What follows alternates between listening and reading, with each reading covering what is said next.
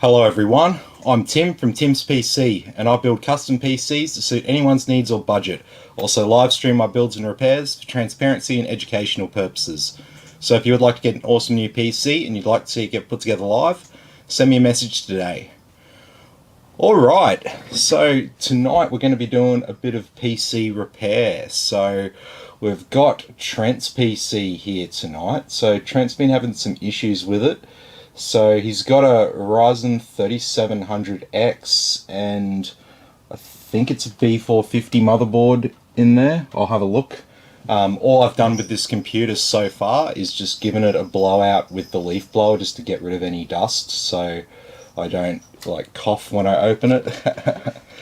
No, that's just the standard I do for any used PC just to keep things a little bit cleaner, and then always when I hand it back to the customer it's a little bit cleaner than what they handed it to me, so then they're usually like, oh sweet, you've cleaned it. So I'm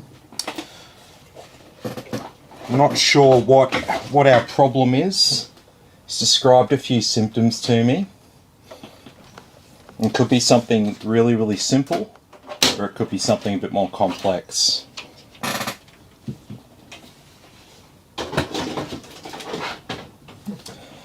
Okay, so let's have a quick look at what we've got here. We've got a lot of cables and stuff like that. Maybe we can tidy that up during this repair. Looks like we've got a 240mm Corsair AIO liquid cooler and our motherboard. Can I see the motherboard model?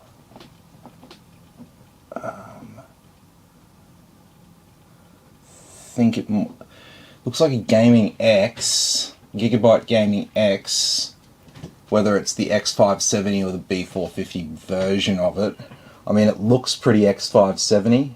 It's got a chipset fan. I'm willing to bet it's an X570 based on that. So, our graphics card, what have we got here? We have a GTX 970. I believe that he does have a 2070 or a 2080 or something like that. But he thought that his problem might have been graphics card, and he swapped it out and was still having the same problems with the older one. So other than that, pretty standard setup. We've got an M.2 drive in there. Nothing below the top slot. Wonder if that bottom slot runs at X4 speeds. No indication there on the board. No, just says M2B. No, other than that, that's pretty much it. We've got a couple of hard drives in there. We've got an optical drive. Yeah, pretty standard build. But I do know that under here is a Ryzen 3700X. So this is a really old case, and one of the quirks, Trent wasn't sure what this was, but there are these two USB cables. These are like standard USB male cables, and they're hooked up to, check this out, there's two USB 3s there. They don't actually hook into the motherboard because this case is older than the USB motherboard connector when that was a standard thing. So they've just included extension cables which you run through here and out this little hole at the back of the case, and then you're just meant to plug them into the USB 3s on the back, just making some of your back ports run to the front. So aren't you glad that we've gone away from that system? So I just thought I'd point that out quickly before anyone asks what are these two random cables sticking out the back. So it's nothing that exciting, it's just USB 3. So let's get some stuff hooked up here and see what's going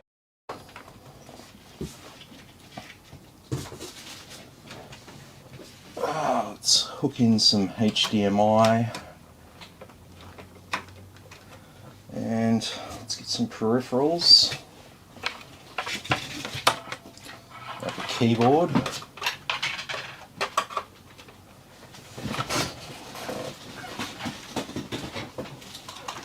And I'm going to need a mouse. Yeah. Doing some well. Yeah, I know, right? I know. So, Trent was telling me there's been 3 PC builds in this case. He's had it for quite a number of years. It's in relatively good condition considering how old it is. So, we gave it like I said, I gave it a bit of a blowout, so there's a lot less dust and stuff in here. It was pretty clean, realistically. There was just dust on the fans and a bit of stuff behind things in awkward spots, but we got rid of all that with the leaf blower. There's just that fine layer of dust that the leaf blower won't get off that you'll have to wipe off, but that's okay, we won't worry about that. So, we've got everything hooked up here. I'll just check the connections on the board quickly before I fire it up. Don't want to be going around in circles and then find out it's just a loose cable somewhere.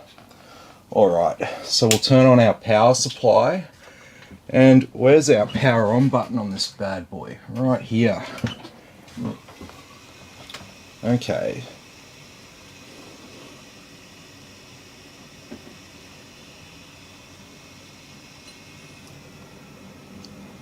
Alright, that's sounding like post.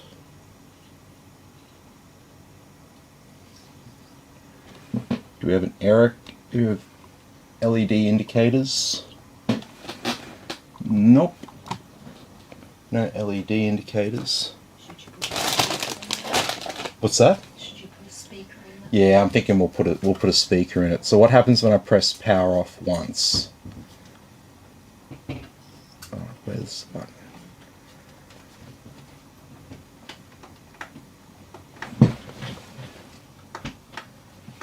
Okay, nothing, it's not instant offing, okay. Okay, let's chuck a diagnostic speaker on there. Let's hope that post beep is enabled.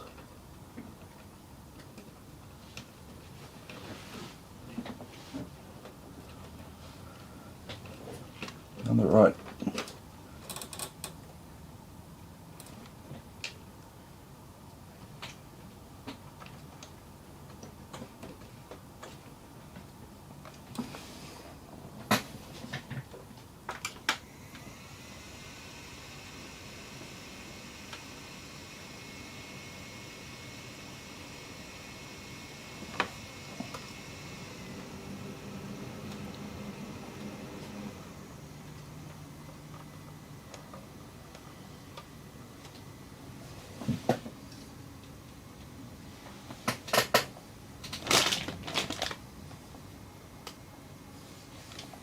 Okay, not getting anything there, not getting a post beep.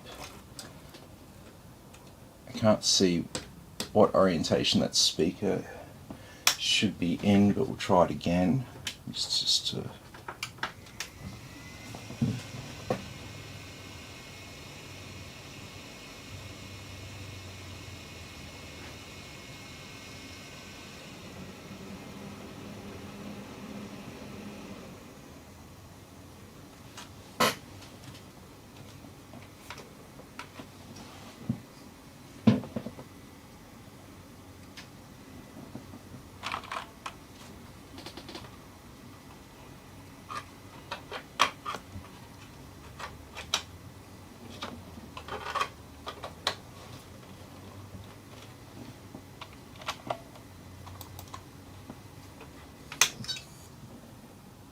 Okay, so no post beep.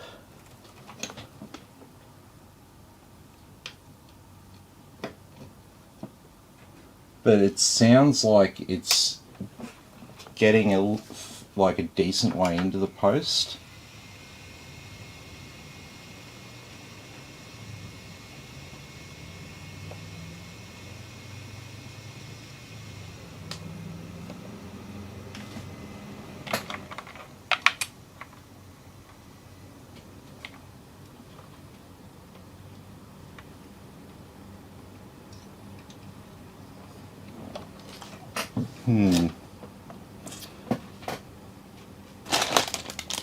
Where is my...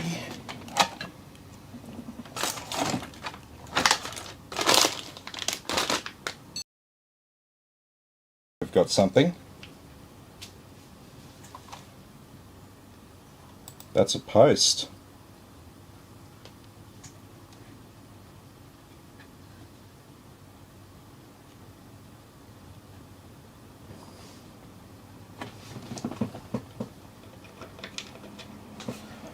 Okay, interesting.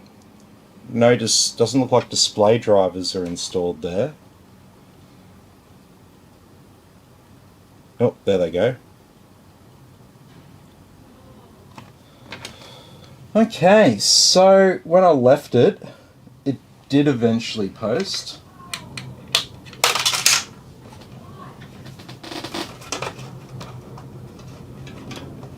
Where the fuck did that go?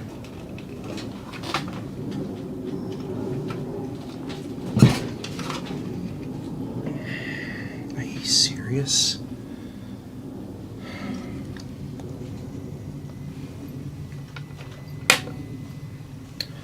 Okay. I pulled the battery out and it's fallen behind the power supply. I just wanted to pull the battery out, check the battery, and find out why it's behaving the way that it is.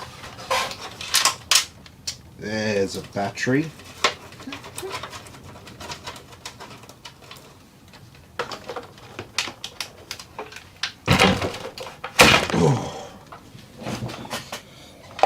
Okay, so we'll chuck the battery on our little voltmeter there, and it's saying it's all good. All good in the hood for this battery. Let's not drop it behind the power supply when we go to reinstall it. Yeah, battery's all good. Alright. Well, we did get a post.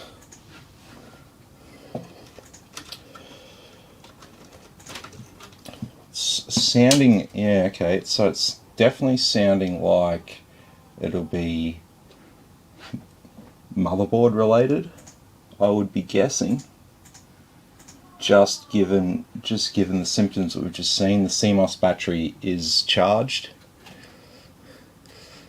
Hey man, how you going? Leon is alive in Twitch land. Got 3 viewers on Twitch, yay. Alright. So we might just go through the standard process here. So our memory is actually installed in the non-optimized slots. So we're gonna swap that back. I'm gonna put it in the optimized slots here.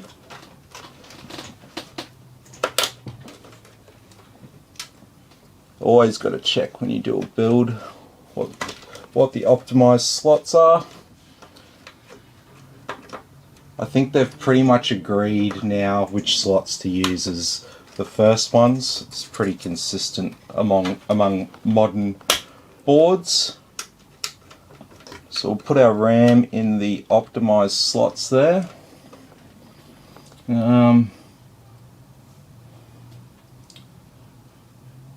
Can't really see anything else other than the motherboard, provided this graphics card is definitely okay, but he said he's sort of tried that. Got some SATA devices plugged in here. Let's just get rid of these. Don't want any SATA devices plugged in. Our memory's in the optimized slot.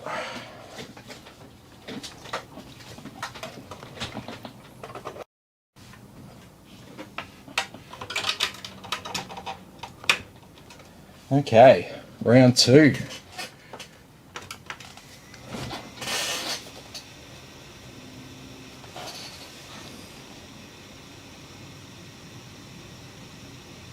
I don't think the memory slot thing will make a difference. I could be wrong.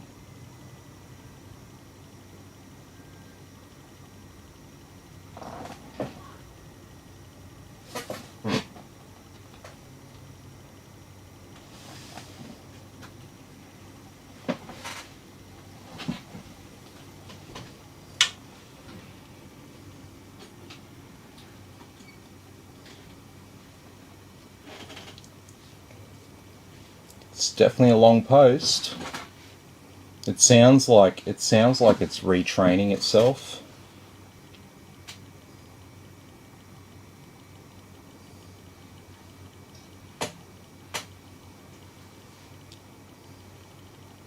Still going.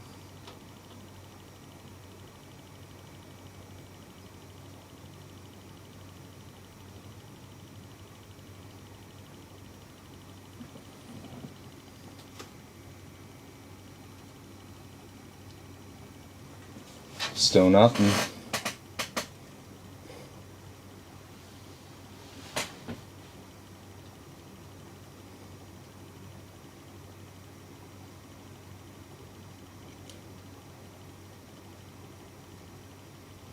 So while we wait for that, we've got a little test bench set up here with a Ryzen 3600. We've got a GT 710 here as a display output. We've got 16 gigabytes of a data Spectrix D41 32 megahertz CL16 memory.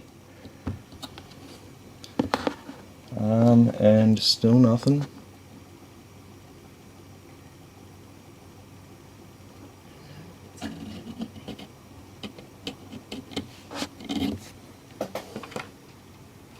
Let's clear Cmos. And clear Cmos doesn't seem to be doing anything because it's not at that point yet.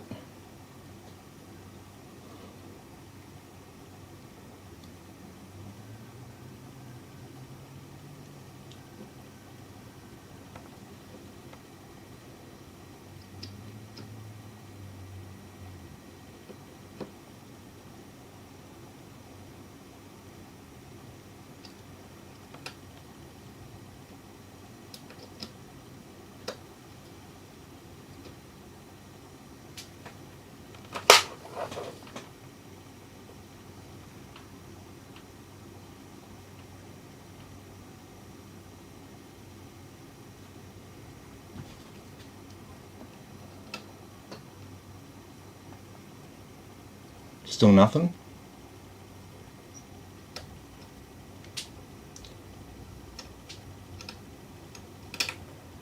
Okay. But we did get it, it did post before. Nothing's changed.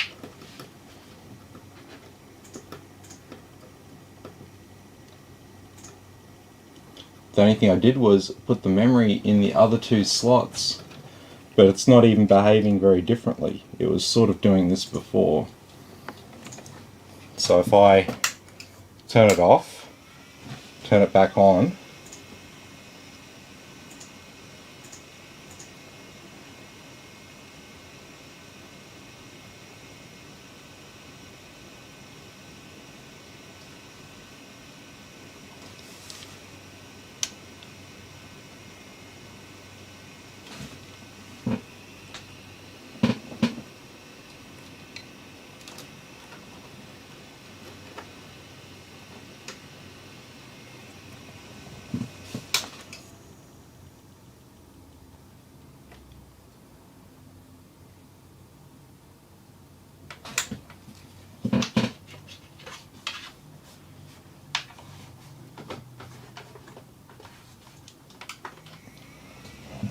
okay. It's a very inconsistent behavior, which is not generally a good thing. I like consistent behavior.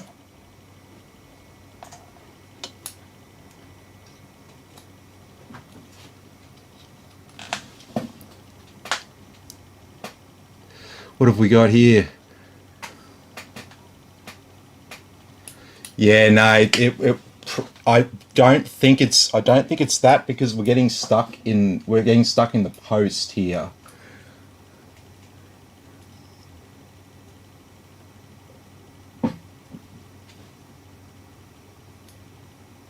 Posted because the display driver defaulted, possibly.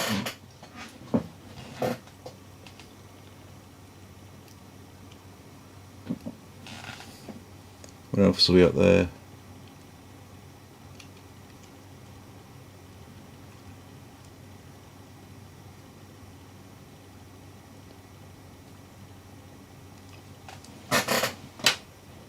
Possibly. I was looking for my adapter.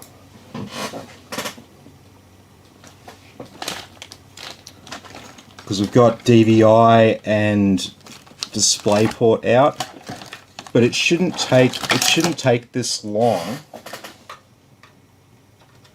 to default out, and once we've loaded up Windows, it should, unless there's a BIOS setting preventing it, it should actually post. And so if I plug in to DisplayPort,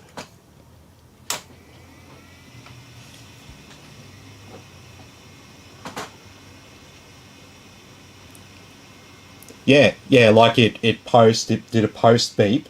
The post beep's on. It's not post beeping,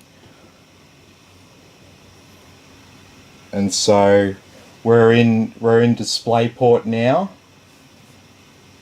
and so I've got DVI as well, so I can hook into DVI. But it's the problem. The problem's occurring before it's getting to any of that, because it hasn't beeped, so it's not putting out a display signal anyway. Until it beeps and does that first post beep, it won't be outputting anything. No, it's not, the monitor light's not on.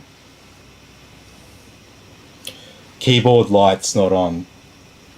It's not active. If the keyboard light was on, we would be there, and also the post beep speaker does work because it beeped when it booted up before. So yeah, I would be thinking that we've got some sort of a motherboard issue here fundamentally, and if I pull everything off, I'm not going to be able to recreate the same problem on test bench. No, there's no post indicator lights on the board, so we can't even tell that. And there's no what do you call it, postcode LED. So no easy debug or any of that kind of thing on the motherboard there. So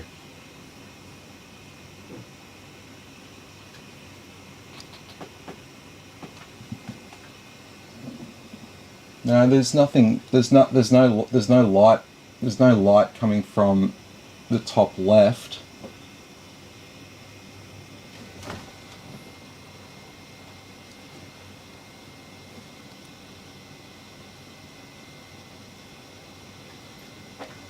No, there's nothing. There's no post LEDs on there, man. There's none.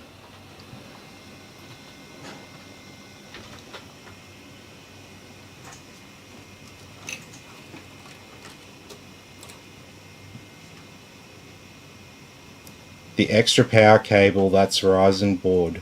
The actual power cable. Yeah. Dude, there's nothing, there's no light, there's no other light other than the RGB on the RAM and on the cooler on the graphics card. There's no light. This is a gaming gaming X Gigabyte board, not an Aorus board. So unfortunately we don't even have easy debug LEDs on this.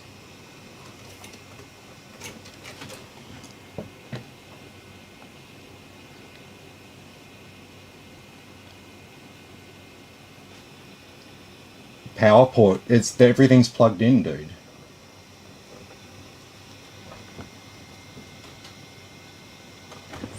Extra CPU cable, there's no extra CPU cable.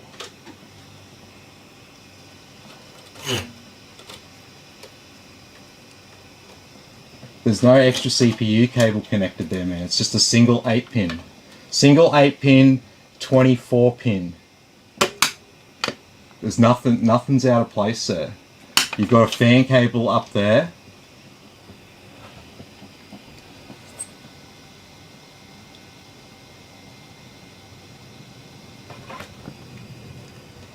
It's just not cable managed very well, like at all. Either it was cable managed and it's been like troubleshooted, not put back together very well, or yeah, but there's nothing out of place there at all. Single 8-pin CPU connector, 24-pin ATX connector, 2 8-pins into the graphics card there.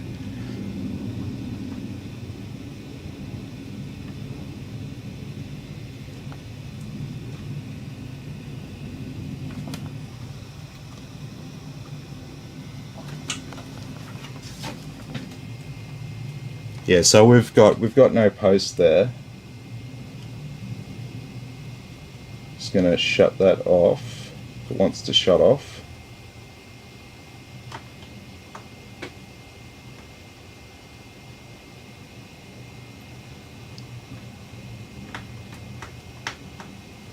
That power button doesn't even seem to want to shut off there. We have a Fantex Revolt Pro 850. So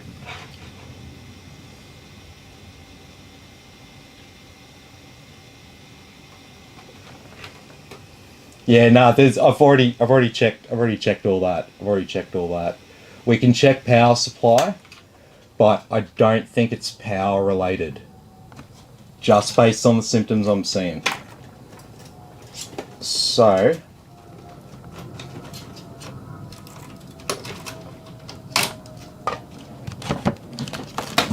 we'll plug a known working power supply in.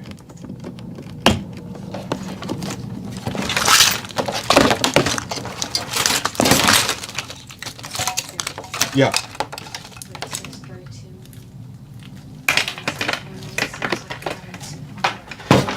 Yeah, no, we're just working through it.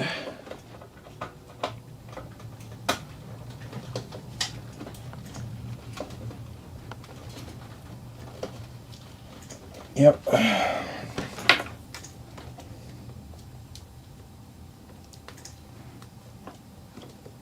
Oh no, we got a 6-pin and an 8-pin. Thought we had 2 8s. That's pretty typical for 900 series. And there's our sneaky CPU.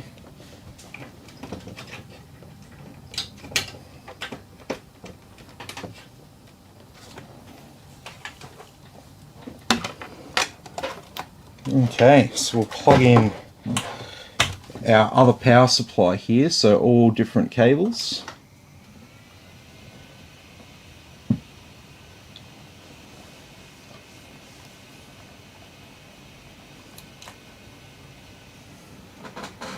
So same behavior.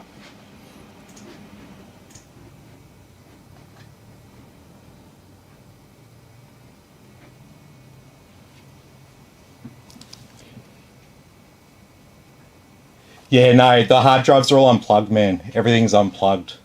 All the SATA devices are unplugged.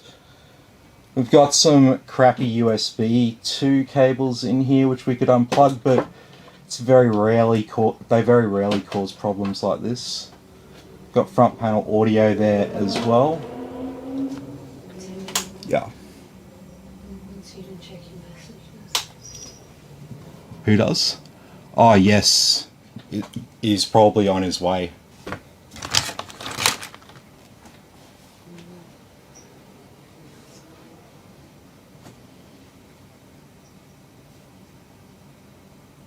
Oh, I think he might be here.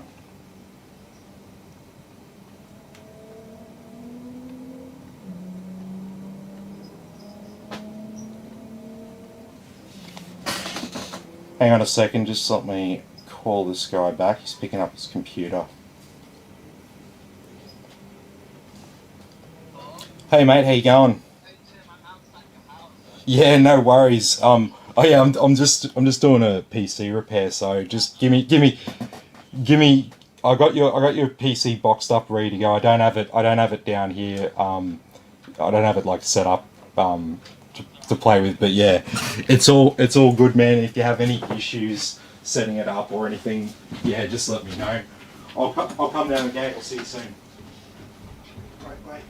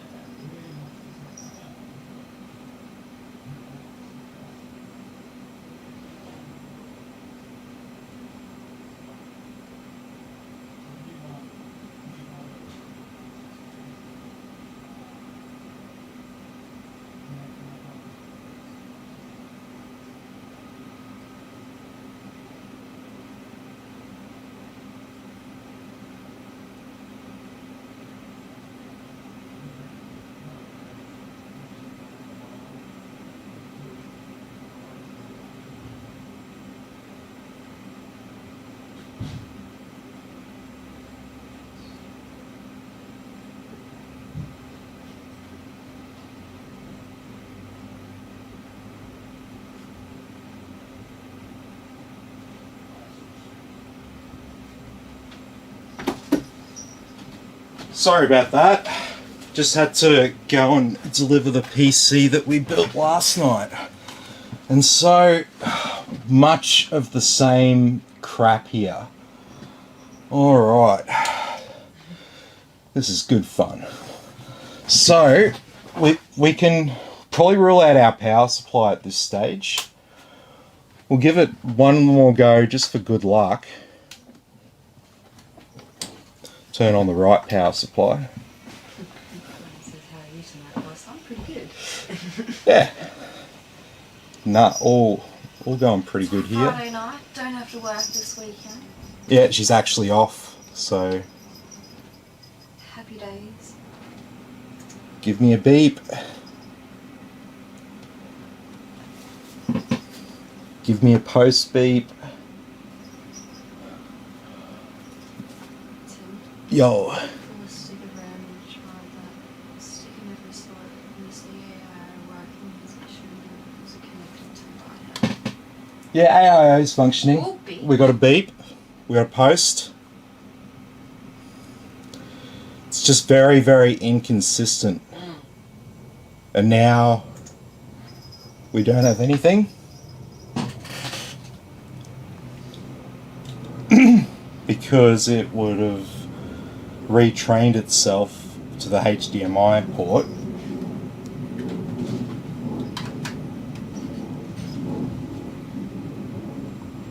Someone's getting Yep. drinks. Yeah, so it retrained itself to the HDMI port because we had it posted before. Alright, so we're not gonna bother too much. Let's just restart it now. Let's see what restarting does as opposed to an actual shutdown. See if we can work out where the problem might be coming from. Tim, rule out PS2 hard drives not protected.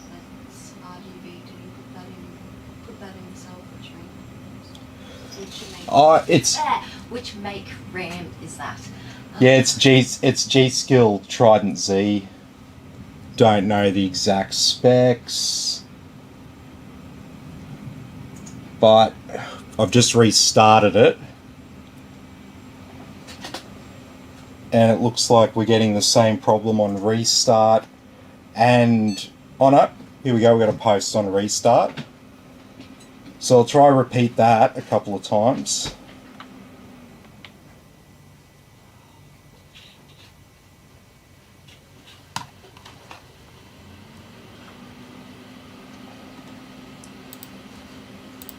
Alright, let's do that again. What I like is consistency. That's what I like to see. I don't care if there's problems. I like to see consistency. Inconsistency is always a problem. Because it could be one problem that's causing both things. Boot to Windows and check its Windows version. Does it boot BIOS?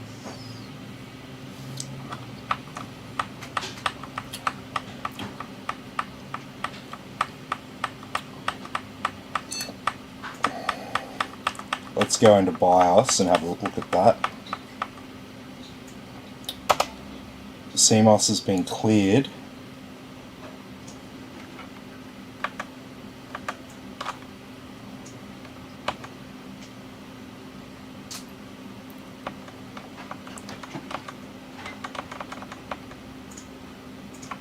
Well, everything's cleared, so nothing here is going to be out of place. It's fine. What version of BIOS is this? We are on F3. So that sounds pretty old. What version of Windows is it running? Windows 10. So let's. Has it been updated to the new version? I would say so. I don't think Trent is like not doing his Windows updates. He's not that kind of guy. This is just an ordinary like gaming, run-of-the-mill gaming streaming PC. It's not like he's not running any like random apps that might not work with the BIOS. So let's leave this thing fucking running.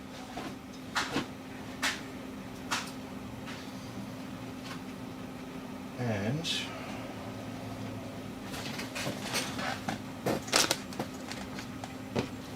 let me get something.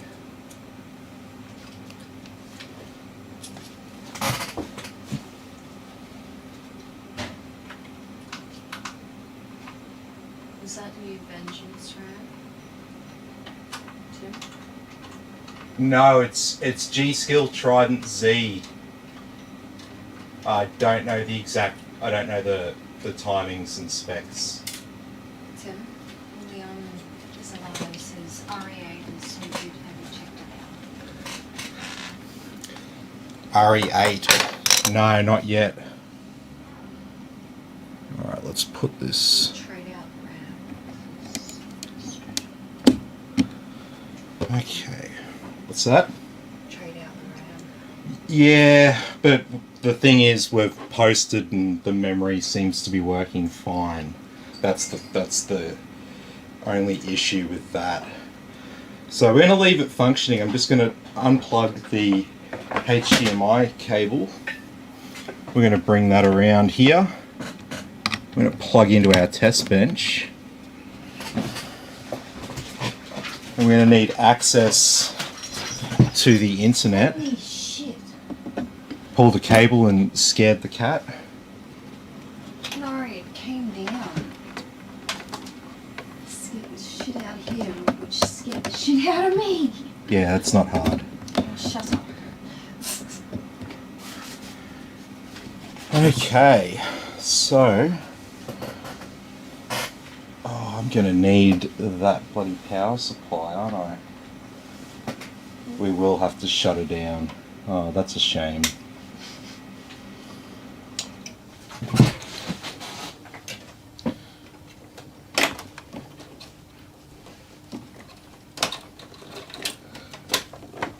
But I think we can safely say that it wasn't a power supply issue because we were getting the exact same symptoms on both power supplies. So I'm just going to plug the original back into this, and while we're getting the BIOS onto a USB, we're going to try get this one actually posting again.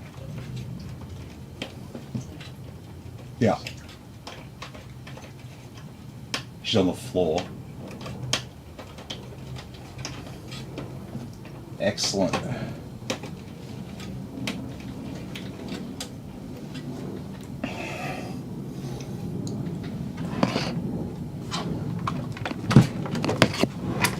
Sweet. Just what I like to hear. Okay. Do you need me to come downstairs? Just call out. Just call out. Okay, so let's fire up the test bench.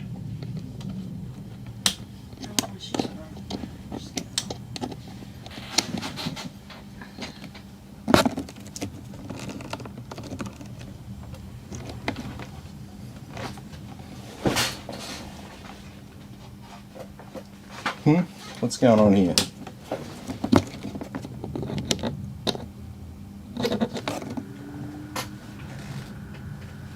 That's a bit weird.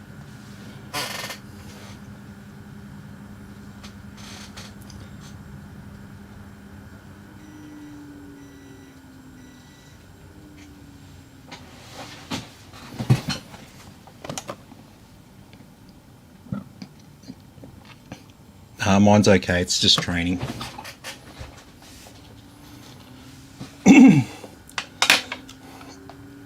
Okay, so we're just going to load default values and boot into Windows.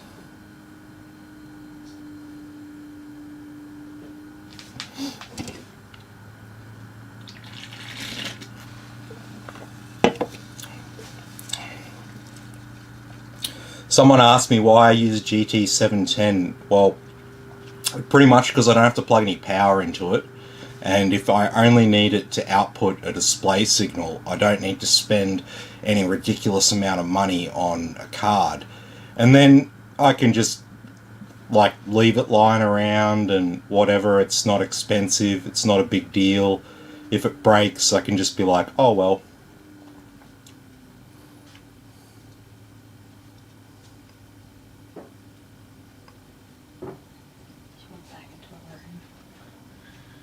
Fair enough.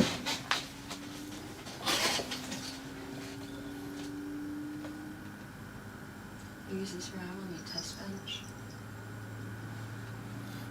Yeah, we'll give that a go. But like I said, I'm not thinking it's a RAM issue.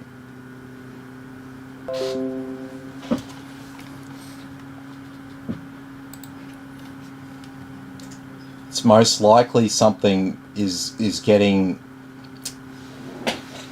something on the motherboard's shorting out or something, and it's getting stuck in its post check for whatever reason.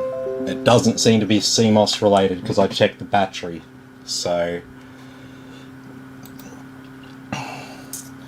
okay, so we have, let's just confirm. You can see it a bit better now.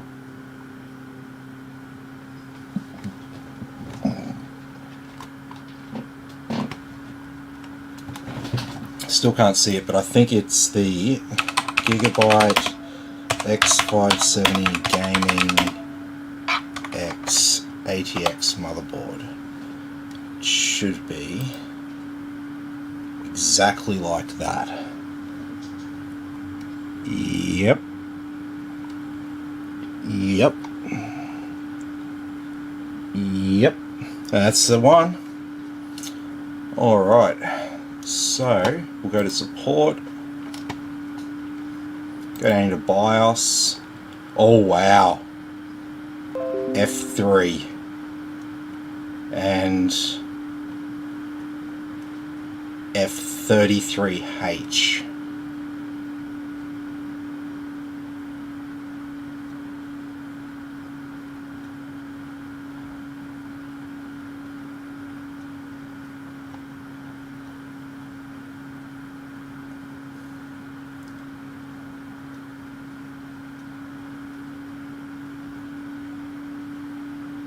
So what have they added in these updates?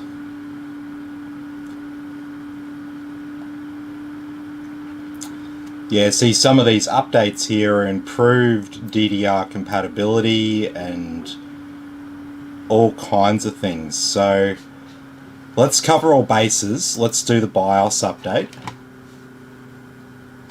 Did I plug in that USB? No, I didn't.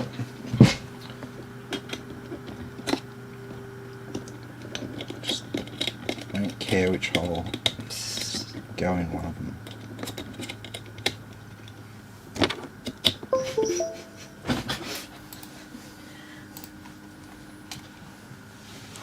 Battle cry of every man.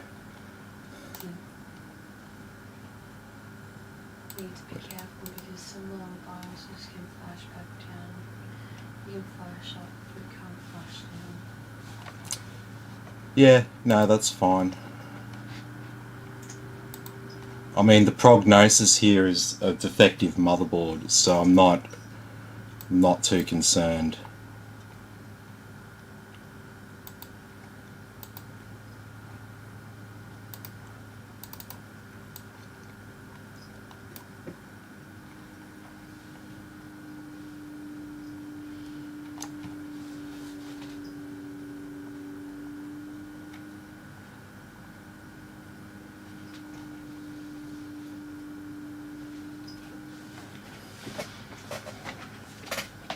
And so while that's going on, let's see if we can get this to post. Oh, hang on. Might want to plug some graphics card power in.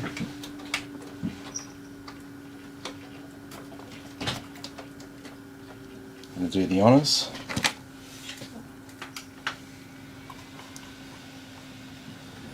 Alright, are we done here? I think we are.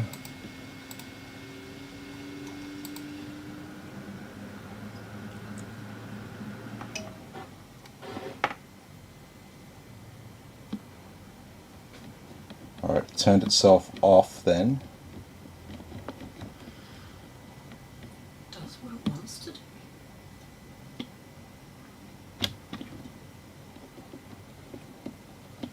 Such a spider web of keys. Mm-hmm.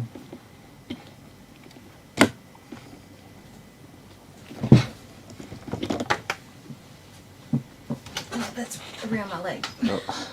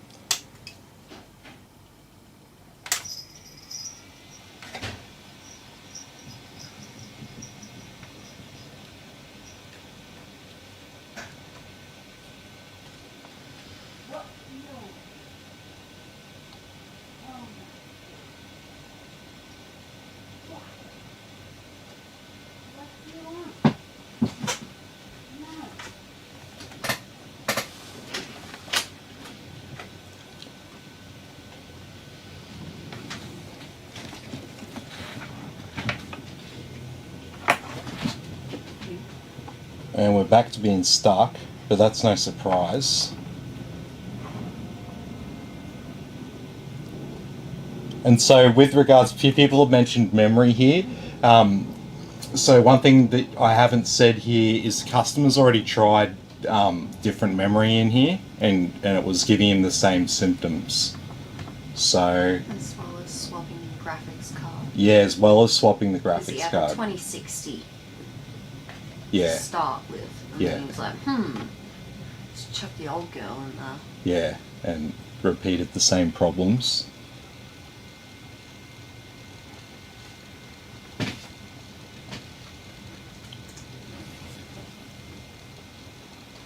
And so it's very, very temperamental.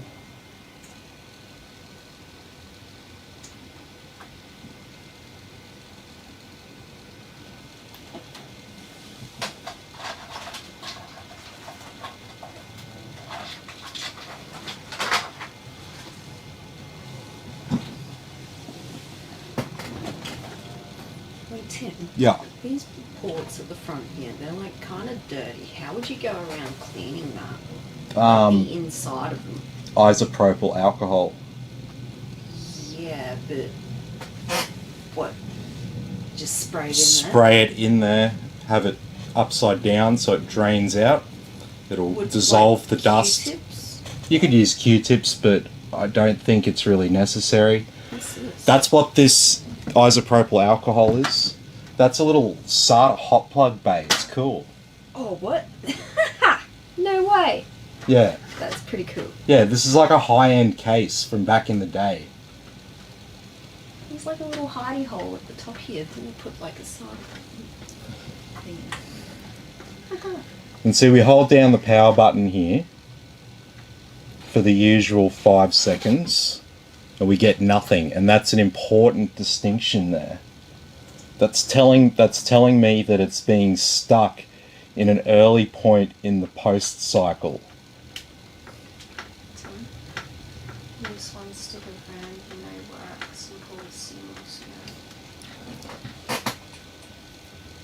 But see, the thing is, we're not at the point of the post where you can clear Cmos. So if I touch the clear Cmos pins now, nothing's happening. And so you have to take my word on this with gigabyte motherboards. There is a point where the clear Cmos will not actually activate on the boards. So I'm touching the pins right now with my screwdriver and nothing happening. Tell me what I must know. Did you build this PC? No. No, I did not build this Did PC. Trent do it himself? I don't think so. Or maybe he did. I don't know. Don't know enough information. So we turned it off the power supply then. We turn it back on with the power button. So we know the power button works.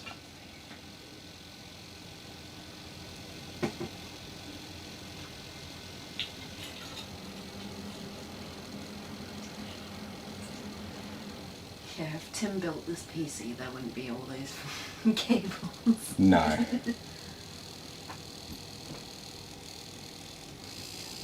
Ew. That's a weird vibration sound that's making. Wasn't doing that before.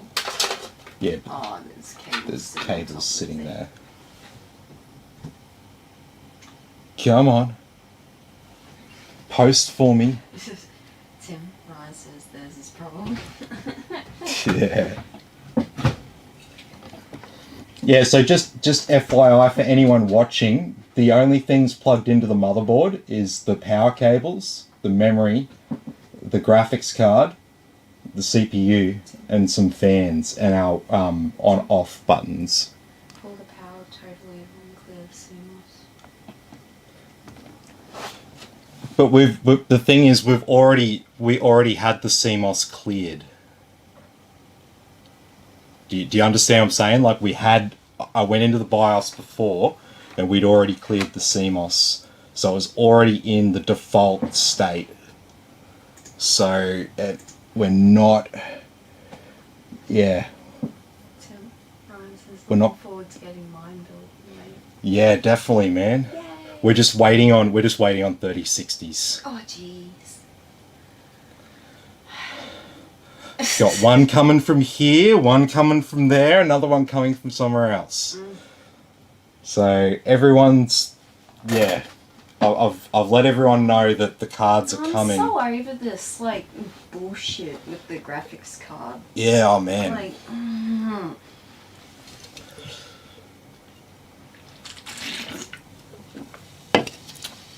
Luckily, I used to work in corporate purchasing, so I'm like, yep, let's get ourselves some deals. Oh, we're not getting very far here. I need you to post. So, a lot of people are mentioning memory, so we're gonna swap this out. So we're gonna run single. So this memory is Trident Z Neo F4 3200 C16. So not bad memory. There's nothing wrong with that.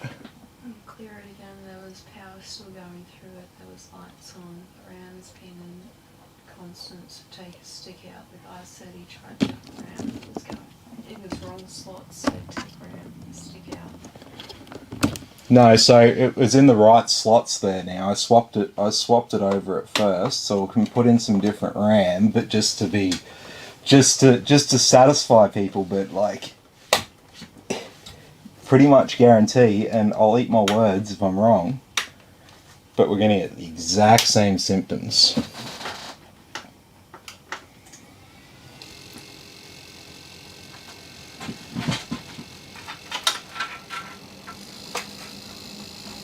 What is that? I don't like it. Just relax, babe. Just relax. I don't know what. It's the graphics card fan.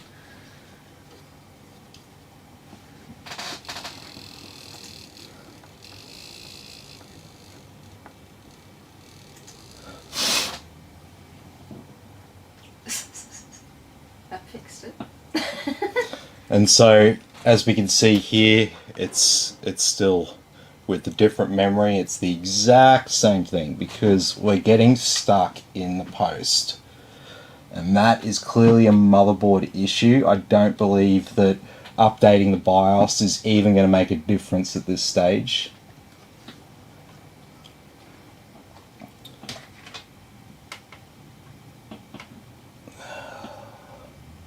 Very painful. And it's the inconsistency is also very annoying.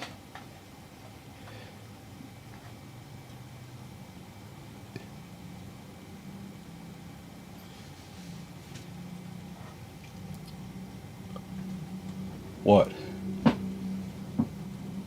Yeah.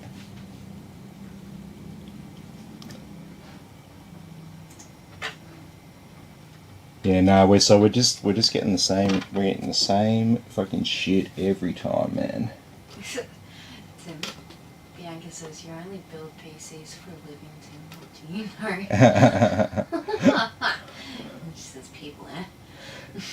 Yeah, no. So like, that's what I'm saying. Like, it sounds like if you just look at the symptoms on the surface, and it's very hard. It is very hard to diagnose what's wrong with a PC if you're not there and you don't hear all the little things that's going on. The speeds of the fans as they ramp up and down and stuff like that. These all tell you little things about what's going on. And so what I'm seeing here is I'm seeing the RGB on the RAM is lit up, so it's done its basically voltage pre-checks, so everything on the board should be getting power, and that part of it has been done. If not, we wouldn't be getting any RGB to the memory. We wouldn't be seeing any other lights getting to the board, and it would shut itself off really quickly if it was a power related issue. That's when it's usually like you turn it on and then it turns itself off again, like in a few seconds. That would be something. You maybe take the CPU out? Well, that's sort of the next stage here. So we can verify that the graphics card's working. We can verify that the memory's working. Could be on its way out and like doing stupid shit. Yeah, that's most likely, babe. That is most likely what is going on. I just don't like to assume. I don't like to assume what the problem is. I like to assume what the problem's not, if that makes sense. So try to rule things out instead of rule things in. Yeah. You can get BIOS, you can flash. Yeah, that's exactly it. So yeah, what I'm trying to do right now, if anyone doesn't understand it, is I'm trying to just get it to post, just so I can get into BIOS, just so I can. Why is that fan doing that all of a sudden? It just started doing it. Yeah, it was fine before.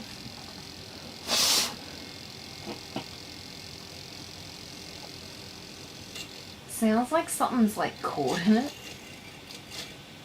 But you blew on it before and it was fine. I can't hear anything. I can't hear anything when I...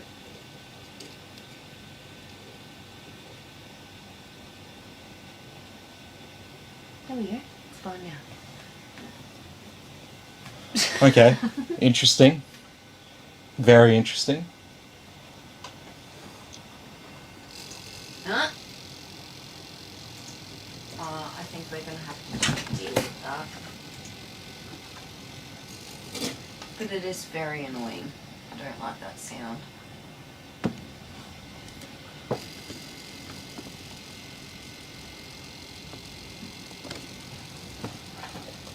If you don't like the sound, all I could do without taking the graphics card out is I could change the orientation, and it might change it. That's made it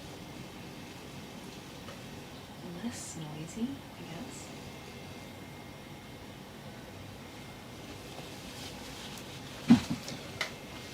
I guess. I don't think anyone can hear it except you.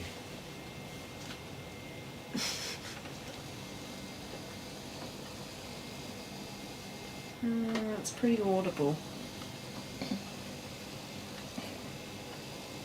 I'm not just tripping, am I? Like, you guys can hear that.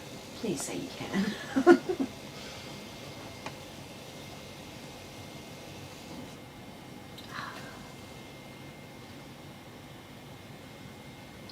Oh. No, that's the shape. If you want to stop it, you can obstruct it. Is that okay though? Yeah.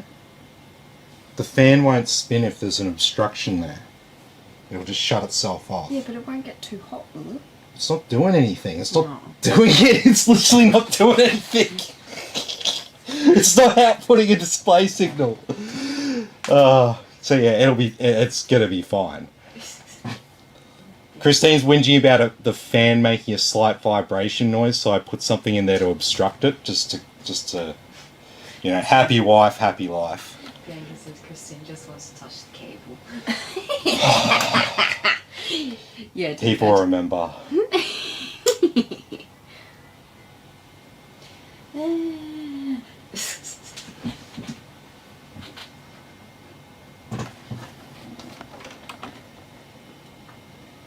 Fan bearing.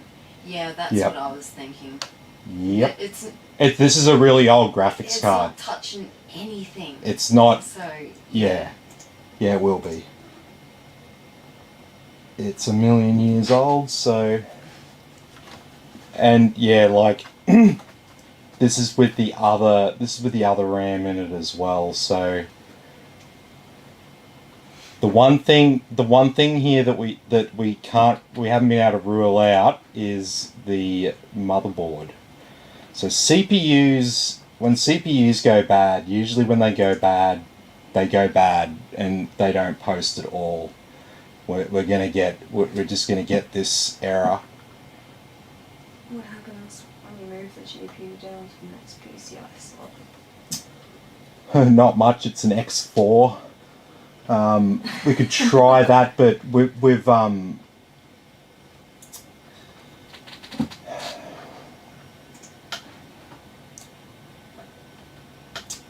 the problem with that as it stands is in BIOS, before I exited out, there is, and this is on a lot of Gigabyte motherboards, there's a setting for where the first display output will go to, and by default it's set to PCIe 1. So if we plug the graphics card into the other X16 length slot, which is only X4, but that doesn't matter, it will still work. The graphics card will still work. It's just going to be bottlenecked. But the problem with that is, like I said, the default BIOS on this motherboard will output on PCIe 1. And so therein lies our problem. If we can't get a post, we can't change that setting. We could give it a go, but Try it. let's put in. Let's chuck this GT710 in there. Alright. We've got nothing else to lose, so we'll chuck the GT710 in. Well, we need the actual correct screwdriver bit for this. And we're going to unplug the graphics card power cables. And so then it'll get an error from that device that's plugged into PCIe 1, and hopefully it would then default to another video device that's plugged into another slot. So we can give that a go, but like I said, Gigabyte boards by default, they only want to output to PCIe 1, whatever card is in that slot. And usually the solution is you'd plug, if you have a problem, you plug a different card into that slot. And so we're not going to be able to do that here. But we've got our GT710 now in the second PCIe slot. Well, it's actually the third, but it's the second X16 length one. Good luck, mate. I'm off to the pub. No worries, Ryan. Have a good night. Have fun. Stay safe. Mix those evening folks. Tim? Hey Mick, how you going? Okay, so we are getting more of the same, which is kind of good because it's consistent with the thing that I'm saying, which is that there's a motherboard issue and something during the post cycle it's failing to get past. Whatever it is not critical enough to make the motherboard shut down or something like that. And it obviously has a very, very long timeout, so it just keeps trying to do it. So what we'd be looking at now, if we had an LED display, is we'd be looking at it stuck in some sort of a loop, where it would be posting out different codes all the time on the little screen. Unfortunately, we don't have that on this motherboard. You can actually get. I should actually buy one because it'll be handy. It's handy for what I do. You can buy little screens that you can plug into boards for diagnosis that will give you those postcodes on boards that otherwise don't have that. I didn't know you can do that. Yeah, so I should probably, while I think of it, I should actually just go and buy one right now while I think about it, because it's one of those little things that I just never remember to pick up. Your computer. What's that? Do you want me to look it up on my computer? No, it's alright, we can do it later. I will remember. I think I'll remember after this build. Tim? Yeah. So is this the same issue from last night? No, Mick. That customer, he picked up his computer while I was doing this live repair. So what we've got here is a Ryzen 3700X on a Gigabyte X570 Gaming X motherboard.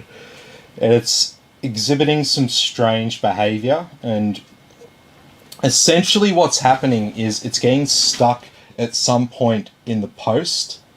It's not outputting any display, it's not restarting itself, but intermittently it will post. So yeah, very, very, very strange symptoms here. I don't think anyone's going to be able to guess what's wrong here. You could guess that the motherboard's something's wrong with the motherboard, but that would be based on just speculation, really. But what we can do about that is we can verify, because essentially what we've worked out here is we can sort of pretty much safely say this graphics card works, because I know that it works because of what Trent told me. We're not getting anything from this second card in the second PCIe slot, but that could be because of the quirk of the Gigabyte BIOS. What we want to do now is we want to verify that the CPU is functional, and what we're going to do is we're going to use the original memory, and we're going to put, let's just not lose those Corsair bolts. That'll stay connected. What? does one stay in and the other doesn't? Oh, I just unscrewed it too much. Oh. Do you want to just screw it back on a little bit? Yeah, cool. Alright, so we'll just take that cooler off. Yeah. Mm. It's a little bit dry. Yeah, it's going to be a little bit dry. I'm trying to get it so it doesn't stay there.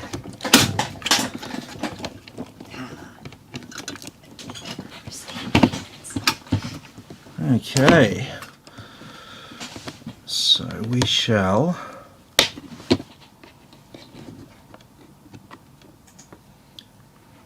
very carefully. I'll just put this down here. We won't damage it. And we'll put this. Yeah. I know you've done it, but pull the seam. Well, the system is off. What's that? Yeah, I will. But yeah, it won't be that. Because we're not even getting to Cmos. That's the problem. Let me just give this a quick. That's got fresh thermal paste on the bottom of the cooler there. I only just applied this when I set this up for this video. Now let's put a little bit more compound down. This guy looks crazy. We'll see. We'll see soon. Come see. Ah, awesome! Yeah, so Sky's got the leaky custom loop The water that we're gonna thing. tear down and rebuild, so it's not leaking. Oh, that sucks. You got like a leaky fucking water cooling computer though. That's... Well, what really sucks is that the person who built it for them is, according to Sky, they've ghosted them. Yeah, you were saying that. That's just not That's cool. even worse. Yeah, that's not cool. You don't do that. Yeah. You're a business. If you fucked up, deal with it. Own it. This guy says sorry because it's so abuse with the kids. Nah, that's all good. Don't have to apologise to us. It's alright. I know I'm hanging out. I need your money right now. No. Thankfully, no. This guy says yes, that guy sucks. He's supposed to send us money for us to buy the parts and it hasn't arrived. What Why parts? should you buy parts though? That's... Why? Yeah, but why is? He should be doing that. Well, what parts does he say you need? I would be thinking that, you know, technically, if you don't do any reinforcement of the joins, you just go with the standard connection. If it's leaking, it's probably bad O-rings. This guy says it probably won't get any money for this so-called parts, but yes, he said seals. Yeah, the O-ring seals. Yep. Oh, sorry. This guy sounds like. We're gonna make sure the O-ring seals are right, but we're gonna add some extra reinforcement to the we'll put some seals. plumbing Tape around it inside the joints. We'll make sure none of it's visible. Do a nice clean job, but nothing will leak out of it. This guy says I honestly don't care as long as it sends me money. Oh, might want to actually plug a display output. You better fucking send money.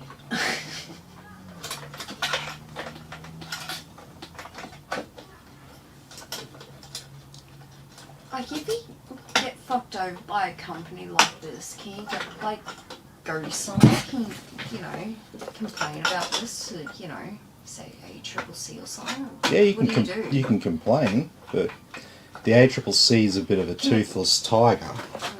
So This person needs their ABM taken away from them. They're doing stuff like this. oh well, it's a bit more complicated than that. Yeah.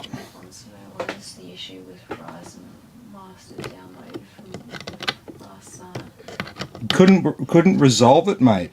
Couldn't resolve it. Some sort of issue with the app itself.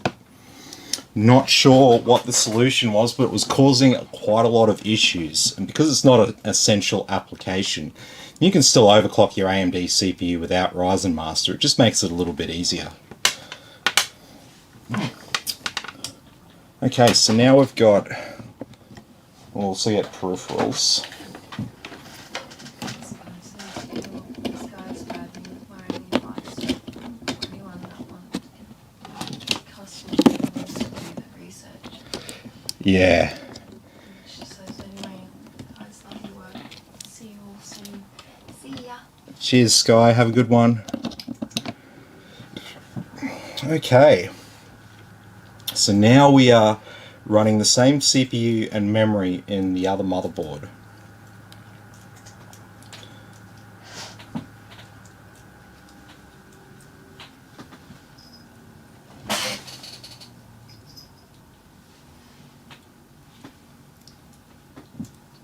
It'll post. Just give it a second because it's just retraining. It's got a new CPU and memory on it.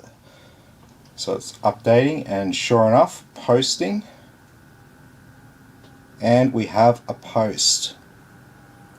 So not seeing any issues with the CPU or the memory. If we want to be really, really thorough, you can just turn that off. I'll just turn it off there.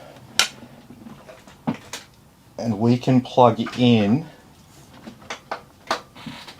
the original graphics card.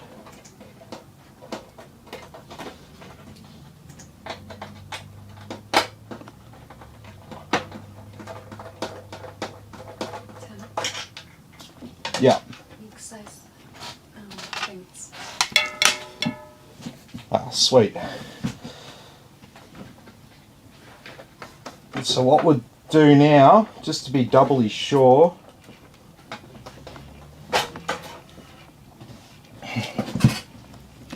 is we're going to play a little switcheroo here.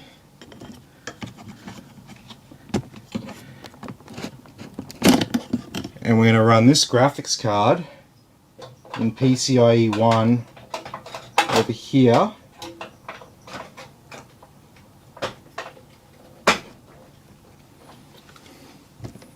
And we'll chuck our old school 970 in over here. We'll plug some power into it.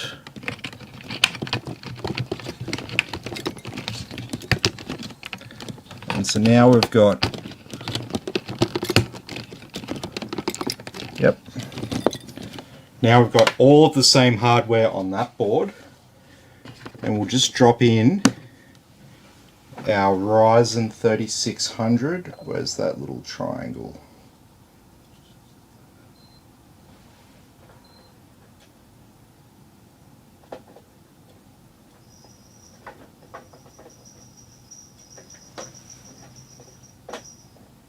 Go. Drop that in. Do I have a spare AMD cooler around here?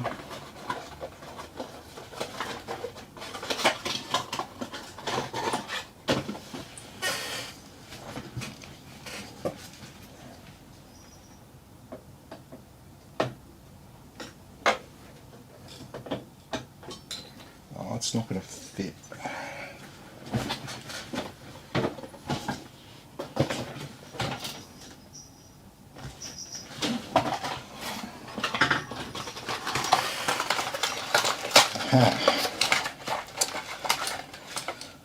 this will work.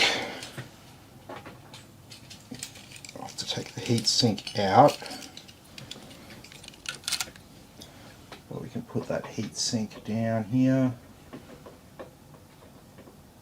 Oh, and even that won't fit. God damn.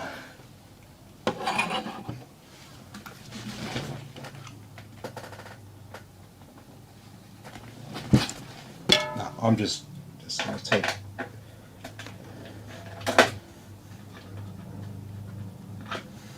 this bracket out.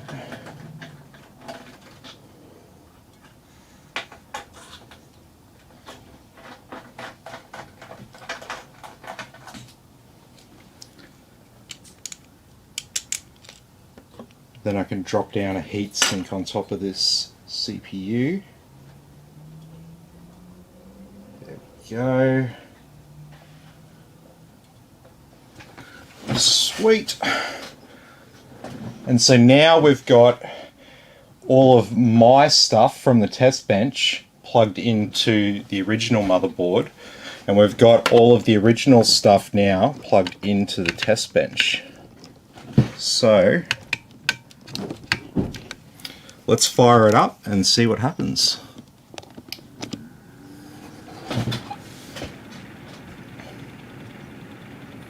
So I would be expecting this to post. Might take a little bit, just recognizing the new graphics card.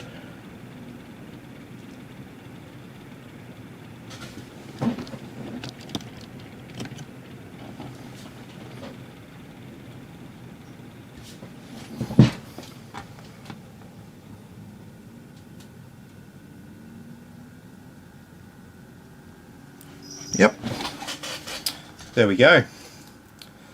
So we are posting and booting into Windows. No worries.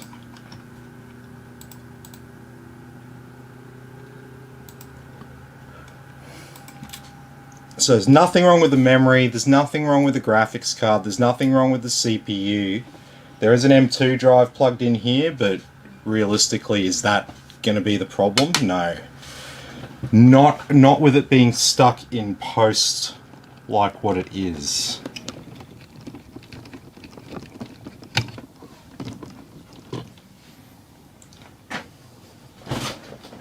So we're nearly at the end here, and I can advise Trent on what the solution will be.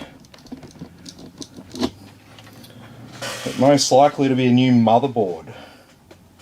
Do you have a knife? No. Something sharp. Not really.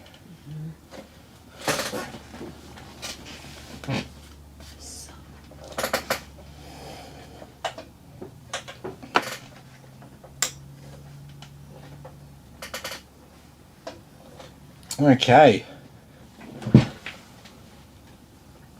So we can now power on over here, wherever that button is.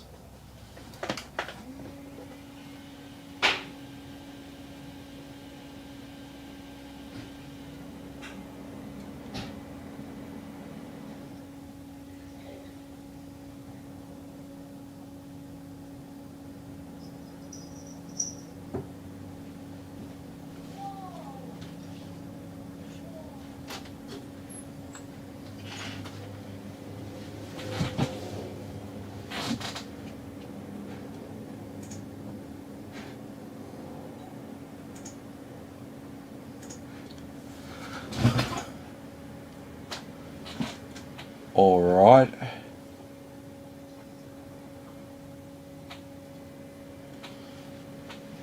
And look, we've got a post.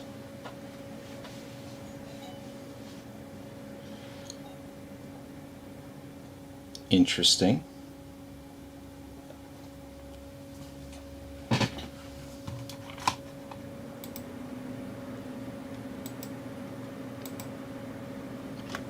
CPU.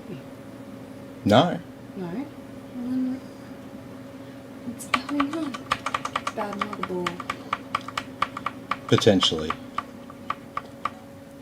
It's getting warm. Yeah, that's what it's meant to do.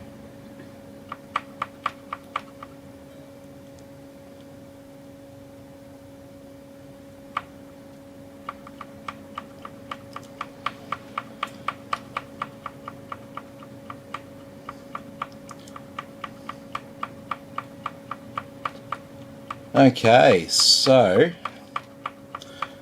what we're going to do now is we're going to update the BIOS and see if that makes a difference for us.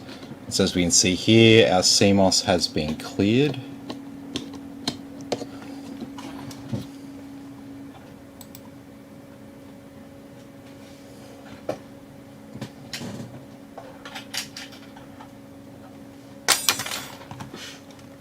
Okay, so we've got... It's starting to get hot. Do I have to keep holding it? No. No. This... You were holding it. I was so just it's like- playing. I was just playing Oh. with it. I was just playing with it. Where is?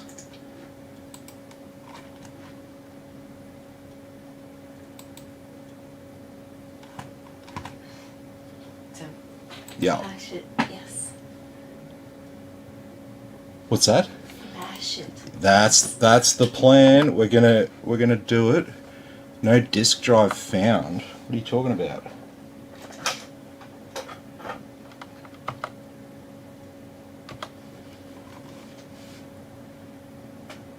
The fuck?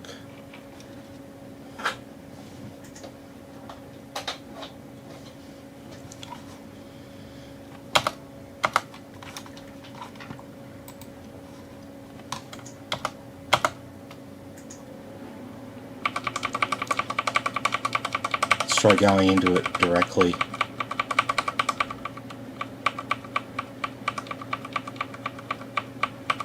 So pretty sure it'll be end on a gigabyte motherboard.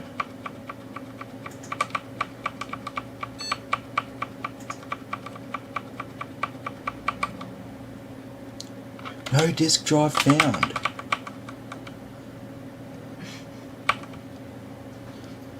Bullshit.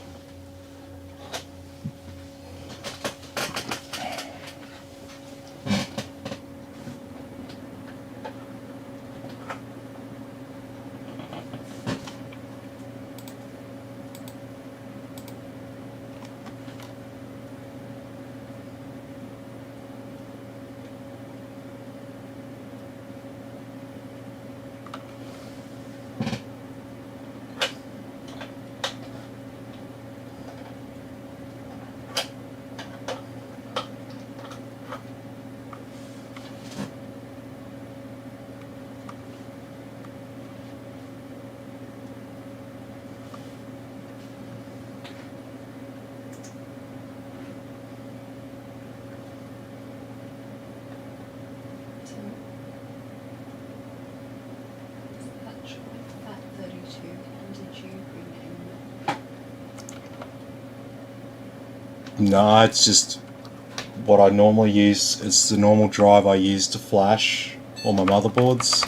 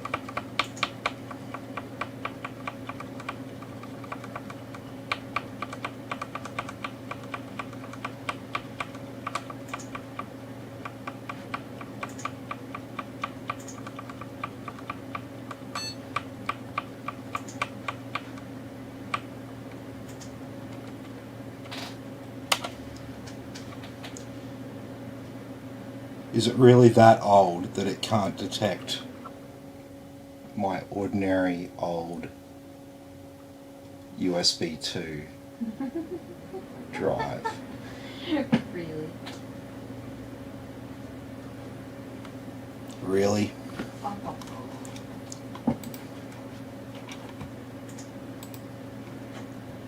Well, it's detecting it. I saw it there.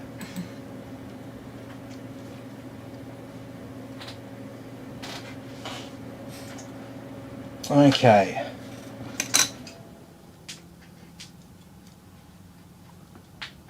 So we shut it down now. Let's turn it on. Do I get the same behavior as before, or do I get a post?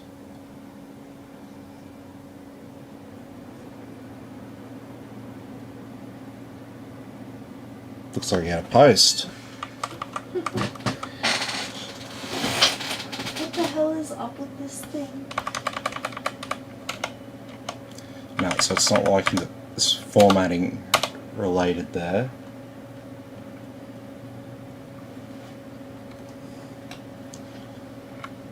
Alright, so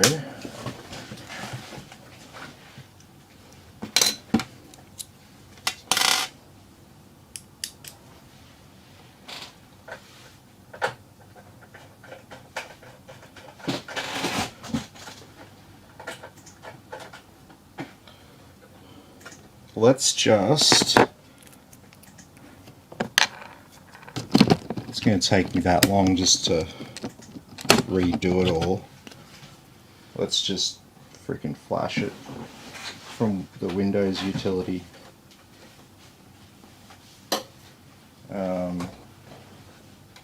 They really didn't think about this M2 drive when they did it. They should have put some sort of coating over it so it doesn't go green. Yeah, I know.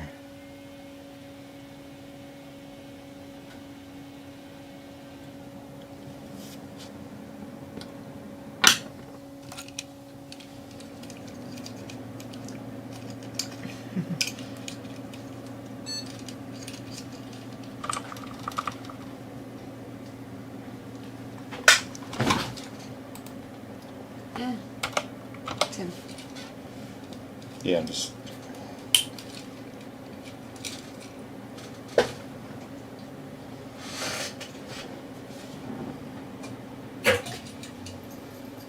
Just.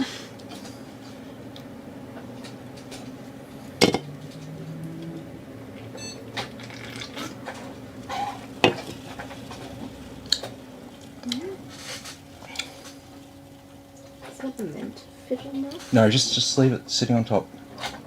Just leave it there. Plug it in. Doesn't have to sit there permanently. Just plug it in. Yeah, I'm gonna.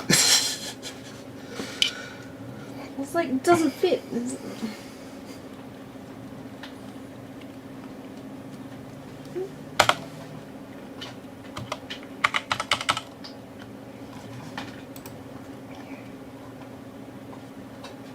But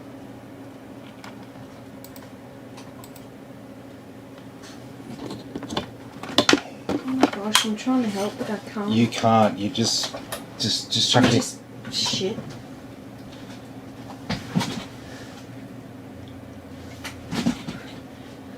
Was I trying to plug it in around the wrong way? Yeah, probably. Oh, yes.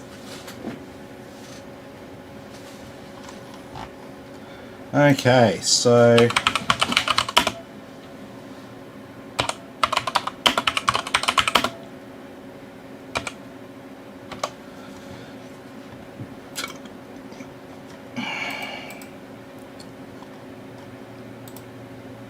alright, so I've got BIOS, so just give me the Windows Flash utility. It's called App BIOS. Open that up.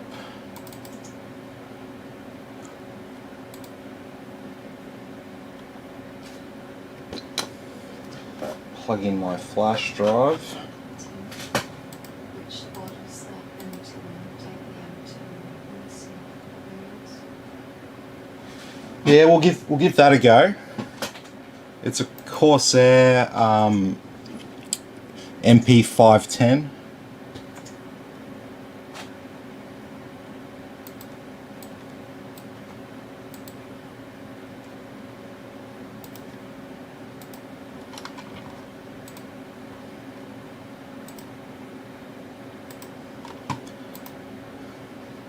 Okay.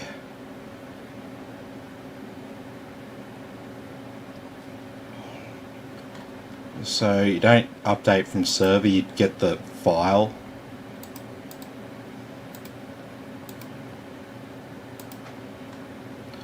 And it was X570 Gaming X33H.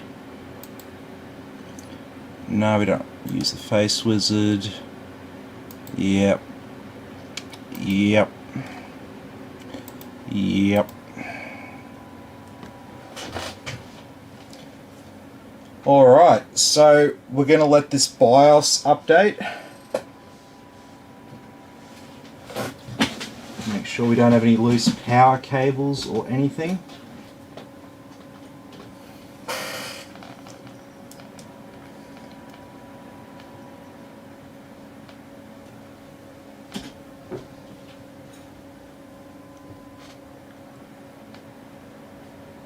And so hopefully I downloaded the right BIOS. I'm pretty sure I did.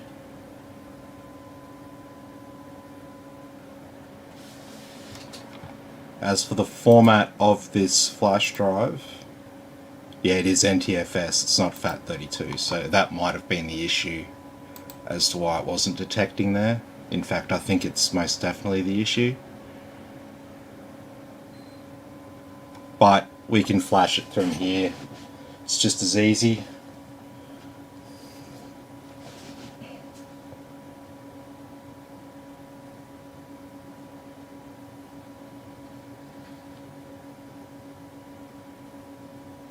So I would be thinking that with all this,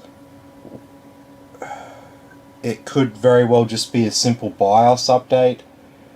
The M2 slot was not in the slot that it really should be either. So there was a couple of things not optimized right on the board. But it, you know, on paper, in theory, none of these things should cause the issues that we were seeing. The M2 drive could be at play, and that could be the voltage, well, not voltage, but it could be the item that was getting stuck in the post check.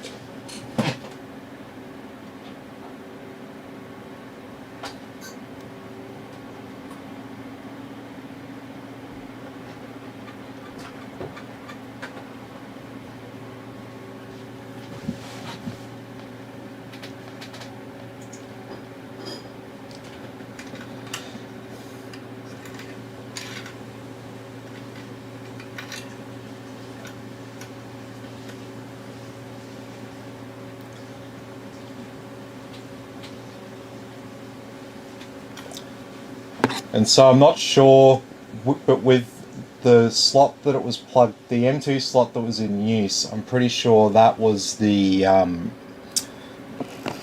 it could be an X2 slot instead of an X4. So, but that shouldn't cause a problem. That should just be it runs a bit slower.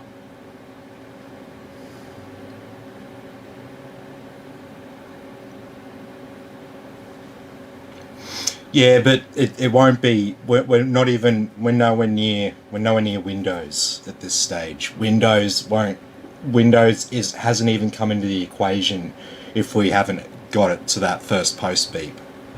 So his Windows version's fine. That's not going to be the issue. BIOS definitely outdated BIOS, and that's what we'll fix up here. And it works with a it seems to work fine with a 3600, so yeah. Now I'm thinking BIOS. BIOS hasn't been updated for ages. Potentially new graphics card drivers. Potentially new Windows drivers, like Windows Update downloading new drivers for the motherboard. So new AMD chipset driver, all of those sort of things. That's definitely something that can affect the post. As for like what version or what update version of Windows, that's not going to be the issue. It's going to be all about those fundamental drivers for the hardware on the board. So we'll start with a BIOS update, and we'll swap it back to the original hardware, and hopefully that will be all sorted.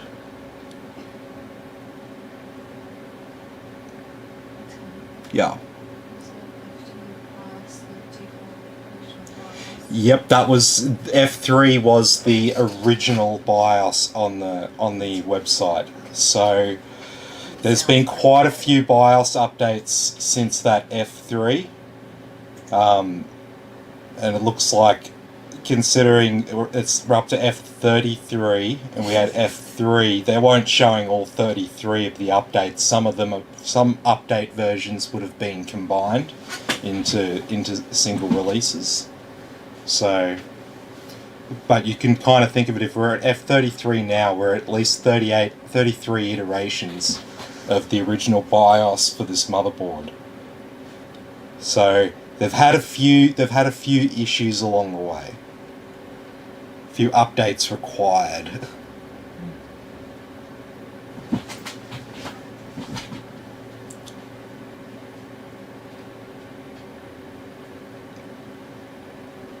And so I'm pretty sure the Trident Z and the Adata Spectrix are both SK Hynix memory modules.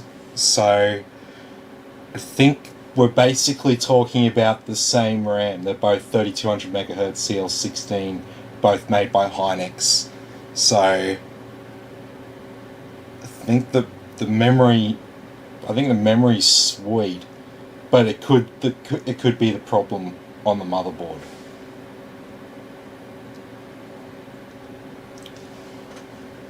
It would be nice if we had the postcodes and we could see where it was getting stuck in the post. That would have been interesting. Just might have pointed us in the right direction. But if we go through it all thoroughly, cover our bases, we'll get to the bottom of what the problem is. But as you can see, with a 3600 in there, different graphics card, different RAM, and different SSD, it seems to work just fine. So why is that? Probably BIOS related.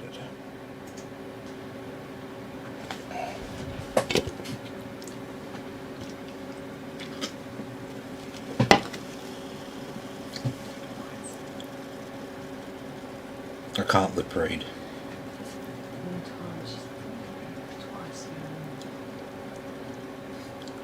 We are drunk mother-in-law downstairs.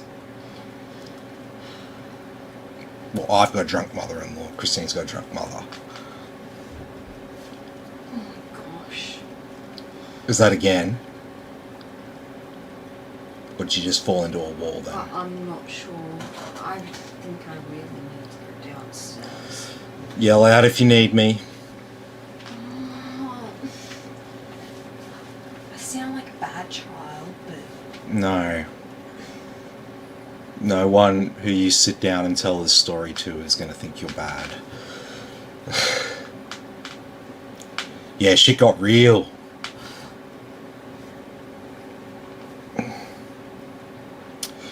The only thing that's kind of shit about this utility is it takes a lot longer. Because we're in Windows, it's essentially like pausing the operating system and then writing a little bit to BIOS.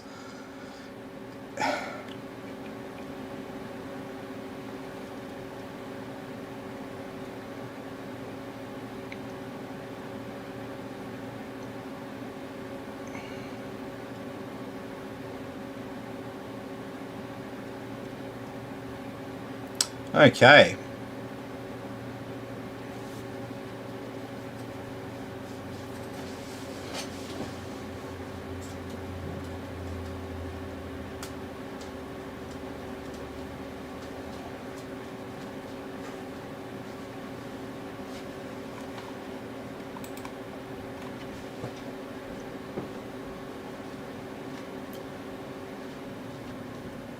And so yeah, just for the record, the motherboard we've got here on the temporary test bench tonight is updated to the latest version of the BIOS.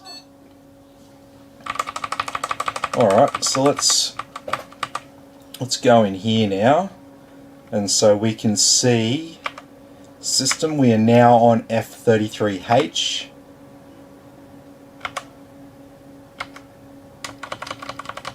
And look what happens now. No worries. Can read my drive.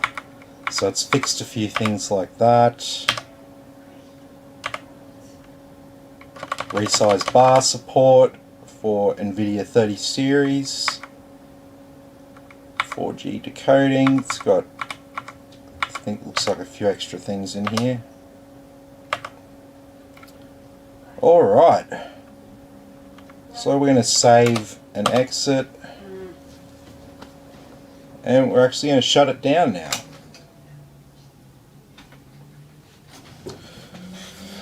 Alright, so what we're going to do now is we're going to put our original hardware back into this case and see if it makes a difference.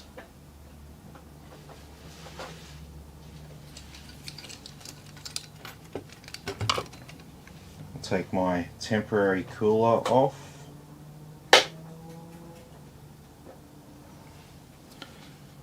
So we've got our 3600, we'll put that back down here.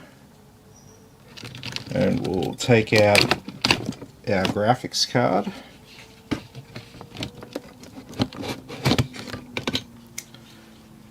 And we will remove our GT710.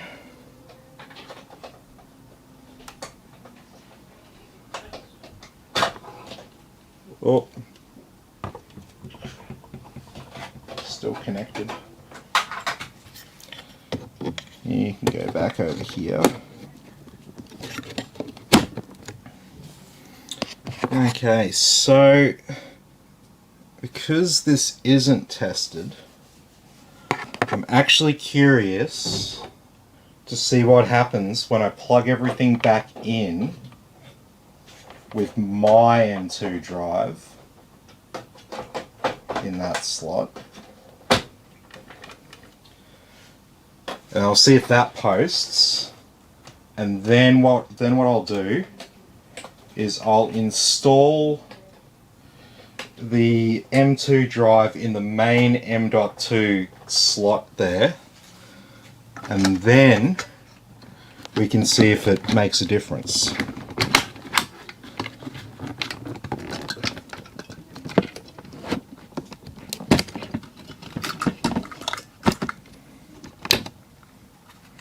Okay, let's chuck our Wraith Prism down there for now. We'll swap back our memory.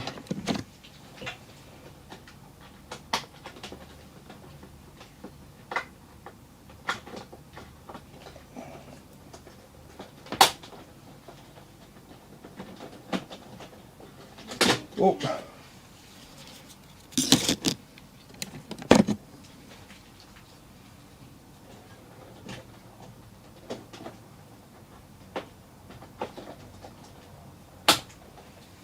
There we go.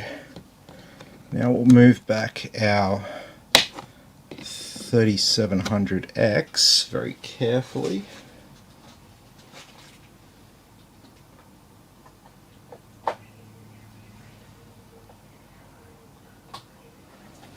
Okay. And where's my screwdriver going?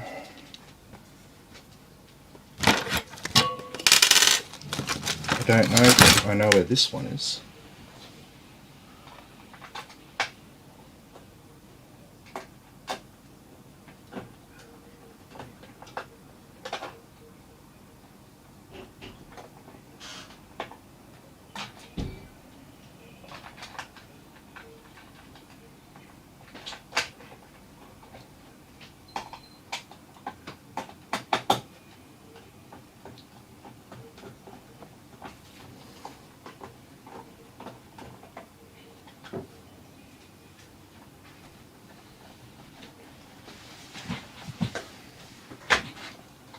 Alright, so we're going back to our original setup here, and we will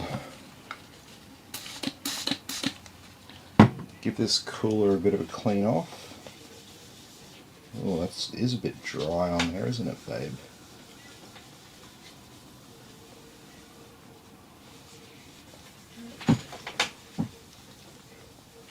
Oh, I just said it is a little bit dry on there, isn't it?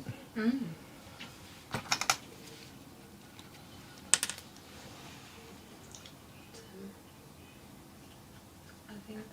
I think your USB stick would have worked if it was right file, fat format. Yeah, it would have.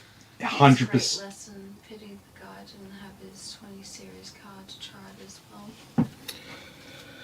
Yeah, he I think he said he sent it back to, I don't know where he got it, PC Case Gear or something. Well,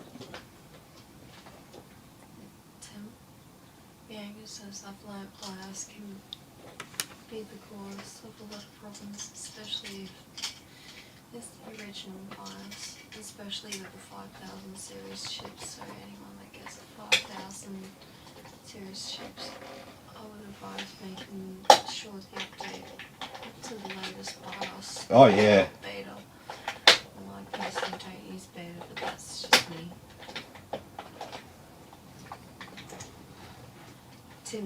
Tim loves his beta stuff. oh no, not with BIOS.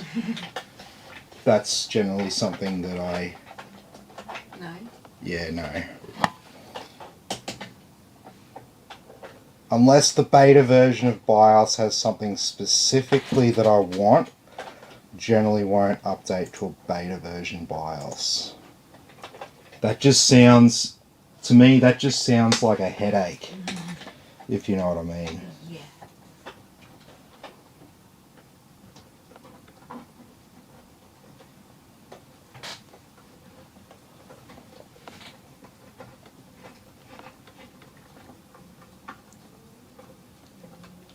Alright, we'll get this. Oh, geez, that wasn't on very well, was it? Oh, I was tightening up one of the bolts here that I thought was nice and secure, and as I tightened it, it slipped off.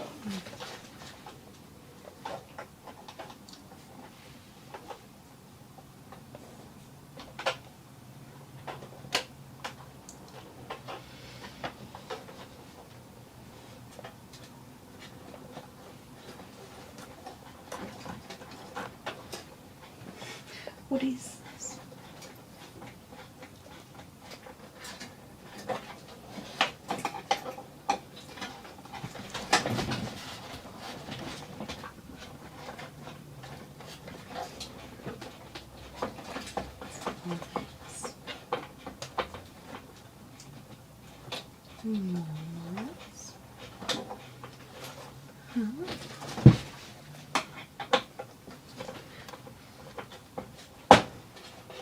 Oh, are you serious? Why does that keep slipping off? It's not going in.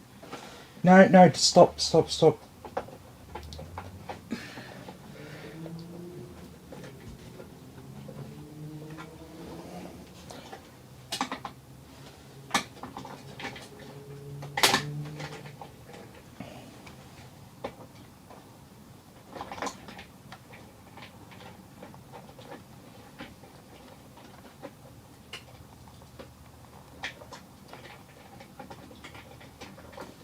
Is it around the wrong way?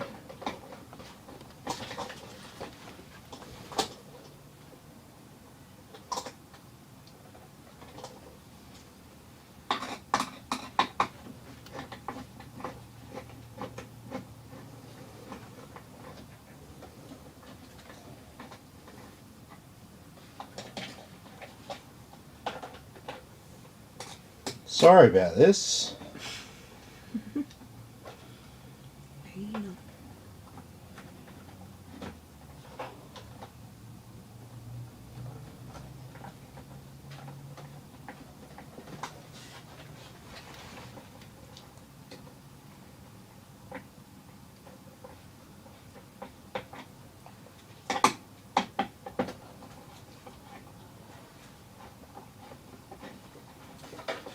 I've always found these relatively reliable.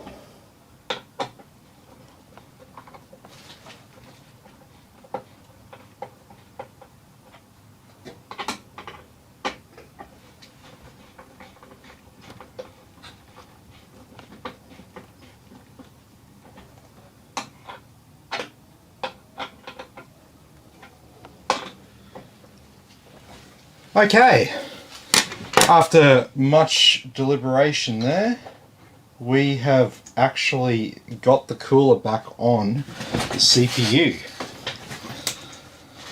So, here goes nothing. So do give it a little bit, because it will need to retrain itself. Sounds like it's doing something. Bip.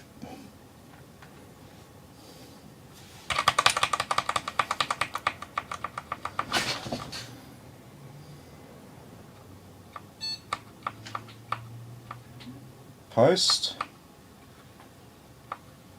Oh, hang on, I don't have a cable plugged in.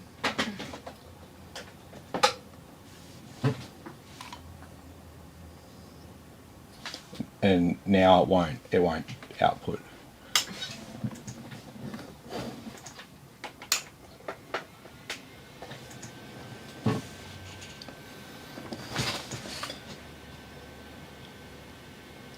Okay, so it's sounding like we have resolved the issue. I would be cautiously optimistic though.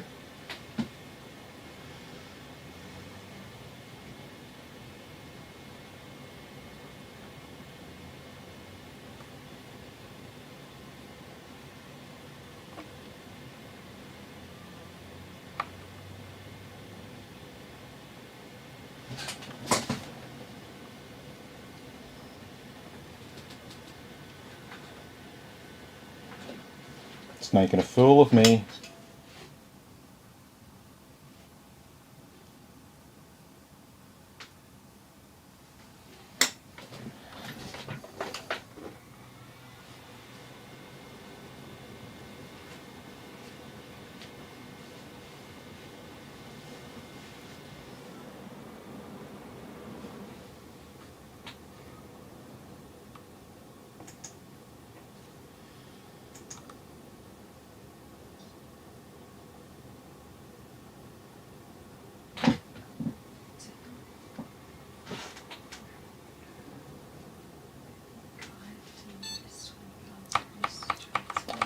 And we got a post.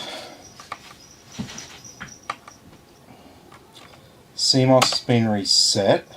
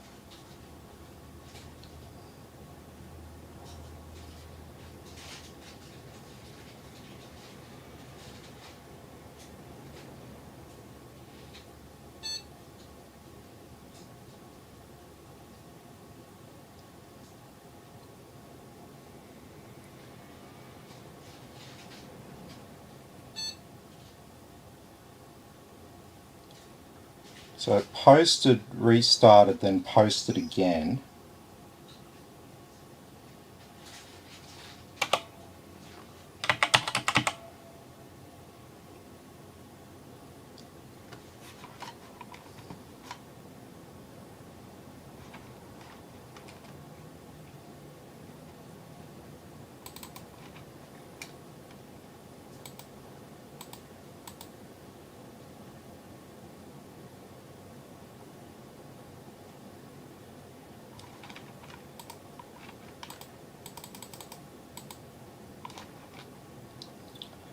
Okay, so I just want to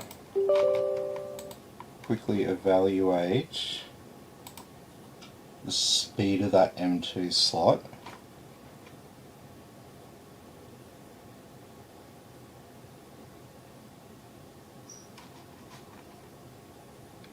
No, that's a full speed slot.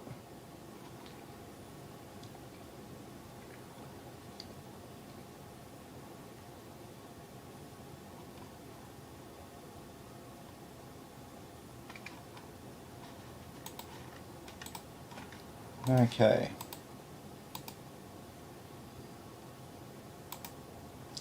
So we'll shut that down.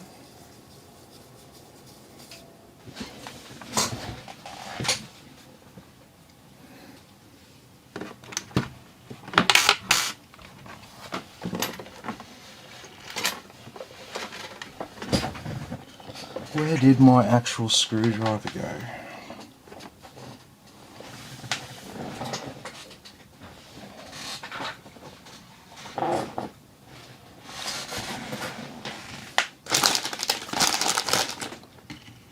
What the actual fuck?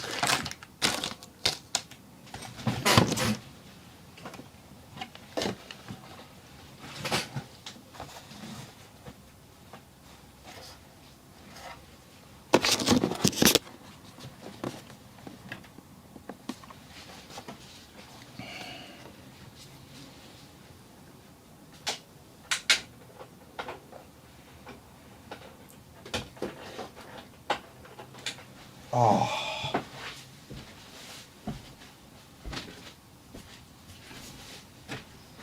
Wife stole it and took it over there. God damn it.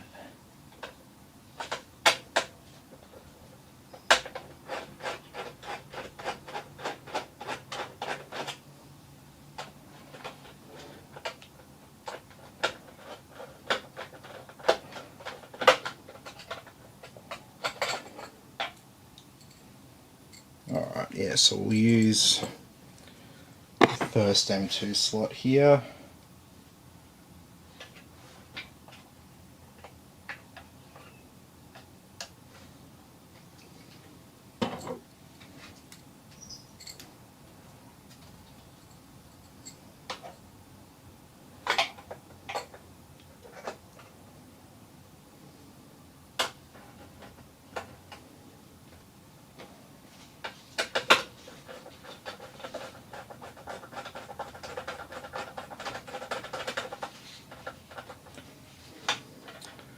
Okay, we'll remove my M2 drive. Plug that back in over here.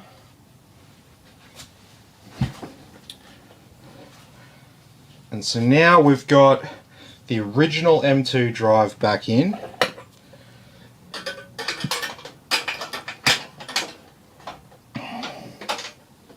Let me get that blanking panel back in place.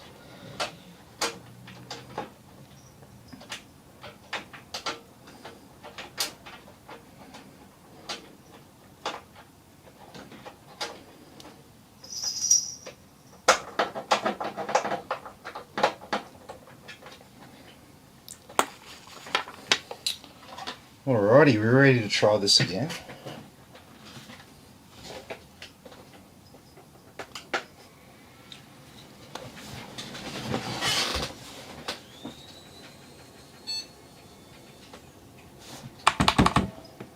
That posted pretty quick.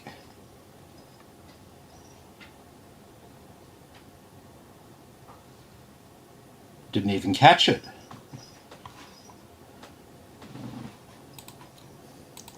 Alright, let's do that again. Shut down.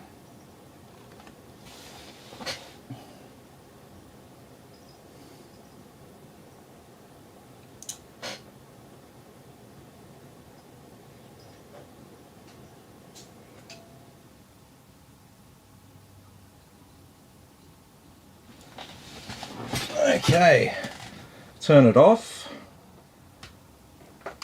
We'll turn it back on. 1, 2, 3, beep.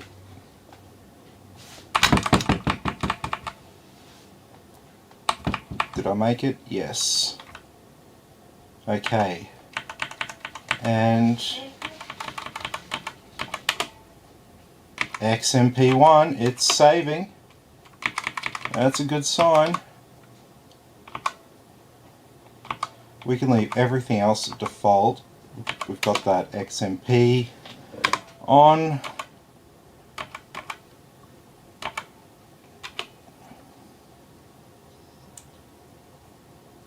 I think that's all good.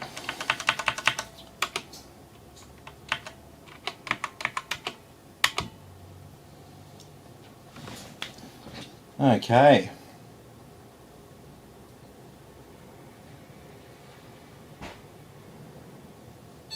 Bip.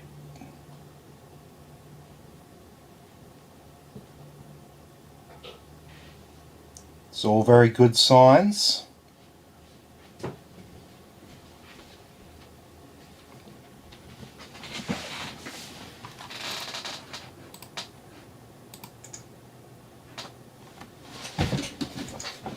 So it looks like the clear CMOS thing might have been an automatic thing that it was doing.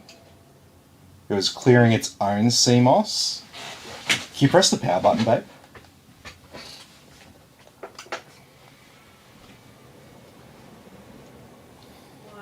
Because the battery was fine. There we go. So we'll do a few more of these because we want to be sure.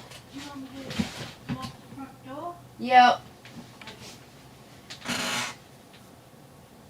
No, leave it open.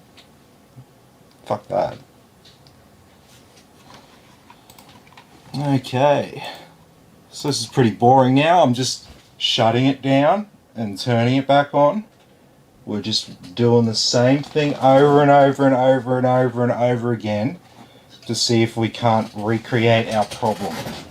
So we've got everything installed exactly where it should be on this board. We just have to tidy up these cables. We have to do this. It's too crazy. Yeah, nah, man. I need to have at it.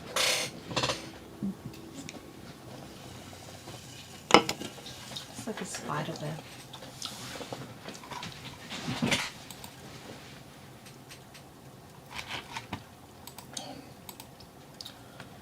What do you reckon? We feeling pretty confident at this stage that we've got it sorted?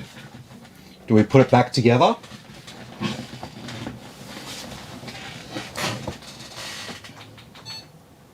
Look at that! I love it. I love it. I love it when we solve a problem.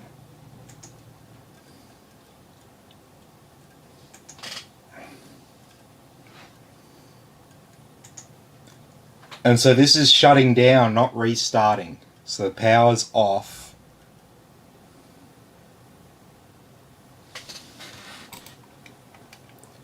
And we'll shut it down again.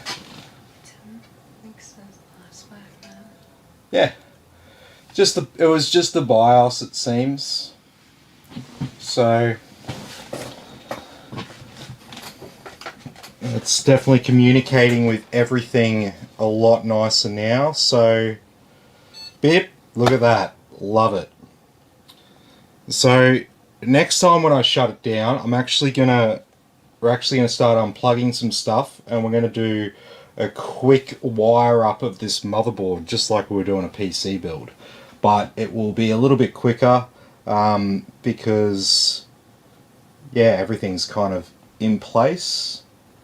And I'm not going to do an absolute perfect job. We're just going to tidy it up. Hand it back in a better state than when I had it originally. Okay. So I'm going to unplug all of these devices now.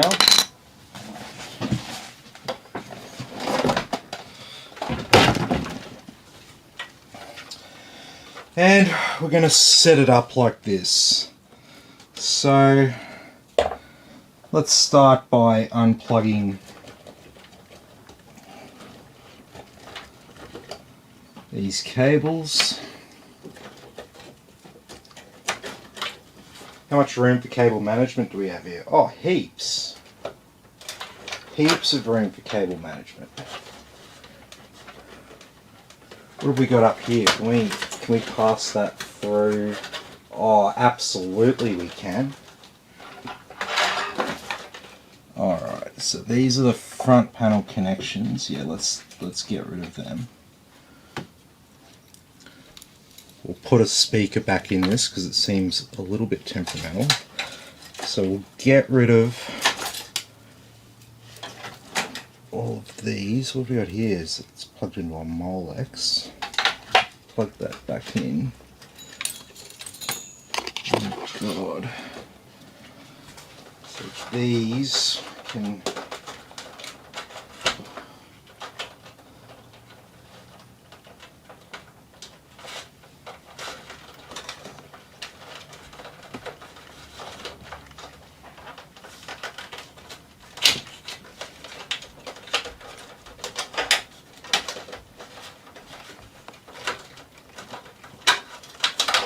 Okay.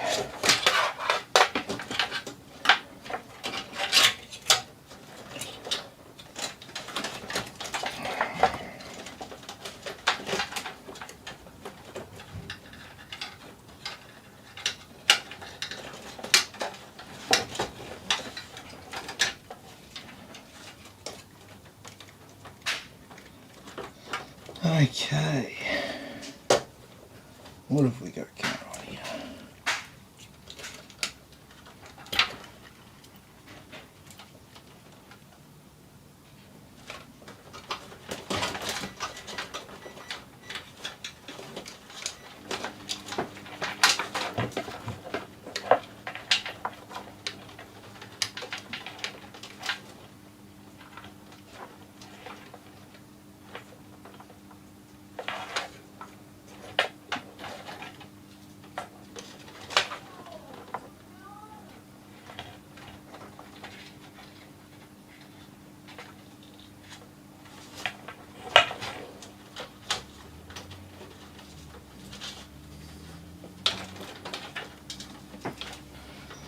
Okay, so let's...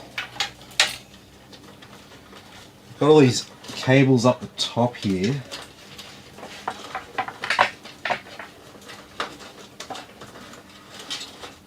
So let's get these fed through. So this is a SATA.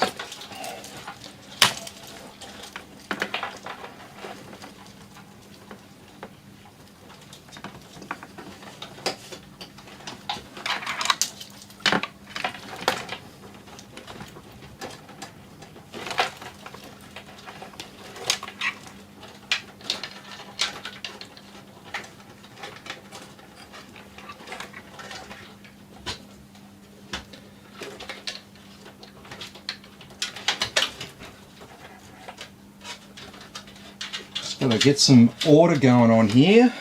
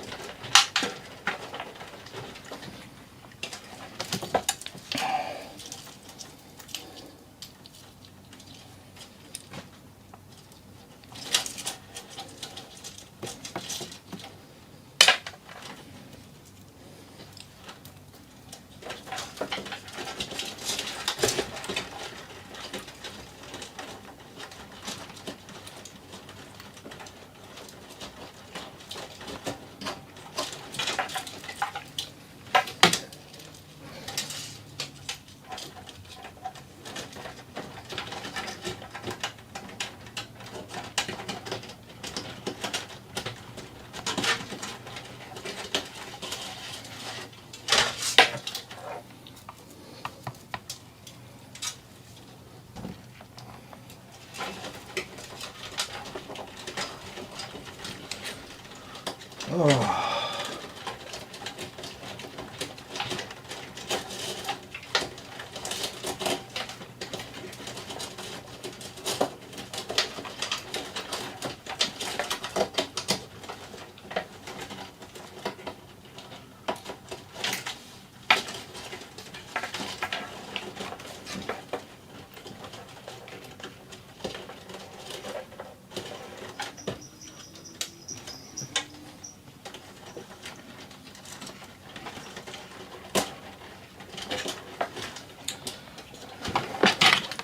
Okay, it's got all those small cables out the back now. So what have we got here? These are all our front panel connections.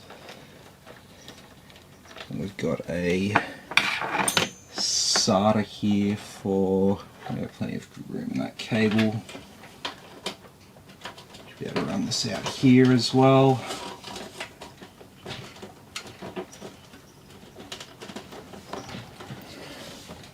Yeah, plenty of room.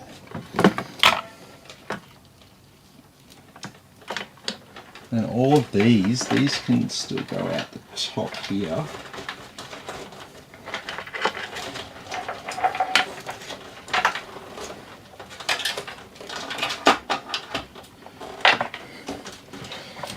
Okay, so we're starting to make a bit of progress here. As for these SATA cables out of the way.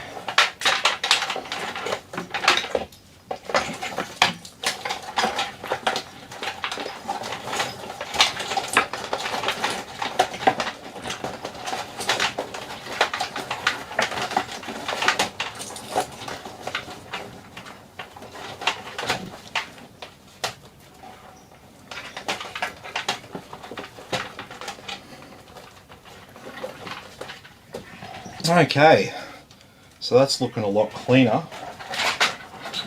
But now we've got all this crap out the back. So, first of all, we will run our extension cables.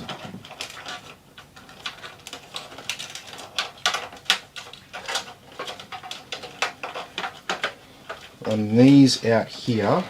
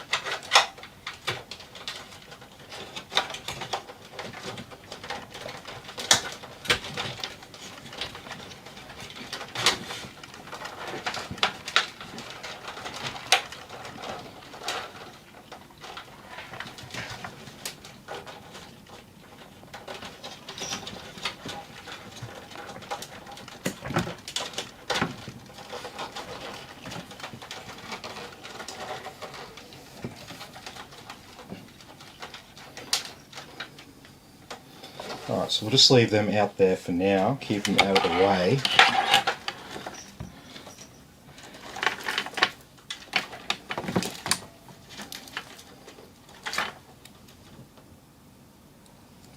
So these are our USBs, and we should have some front panel connections somewhere.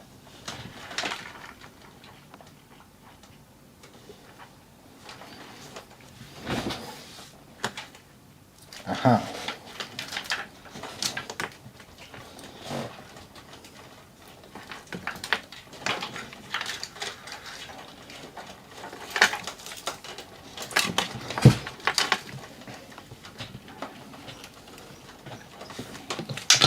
Oh.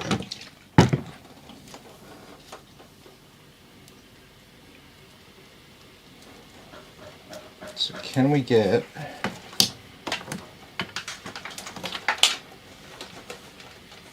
Can we route our audio down here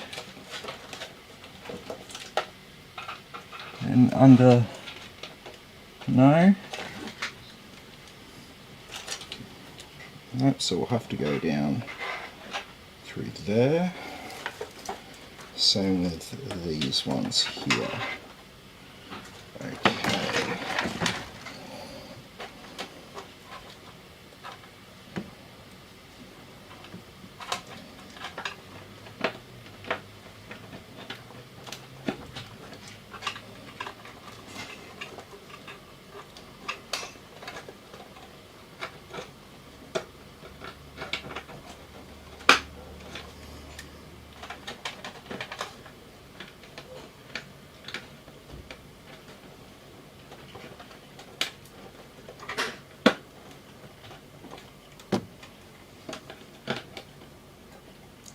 Alright, so our USB 2s are in there.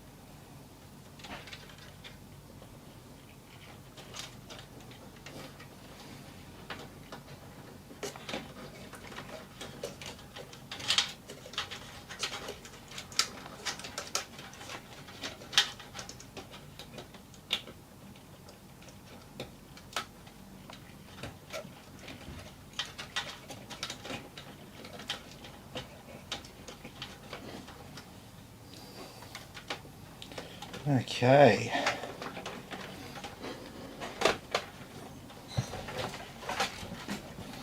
So we're already looking a lot nicer in here. So we've got our memory in the right slots. It's plugging our CPU power, but we've got these fans plugged in here and there.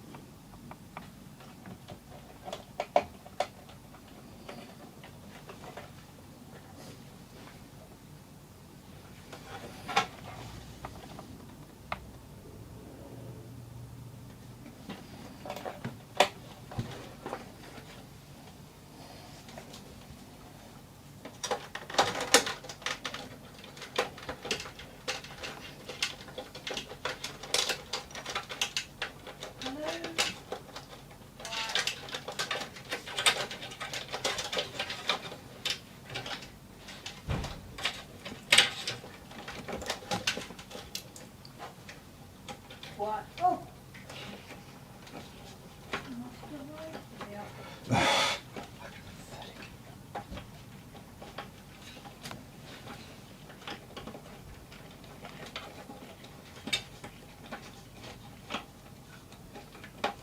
Have you tried those pajamas ones? Oh my God.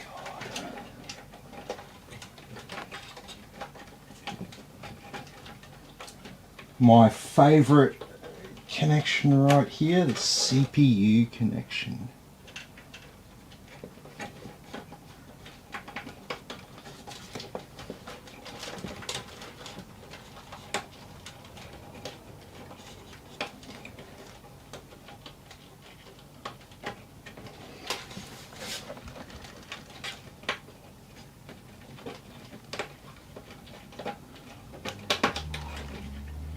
Yes. Success.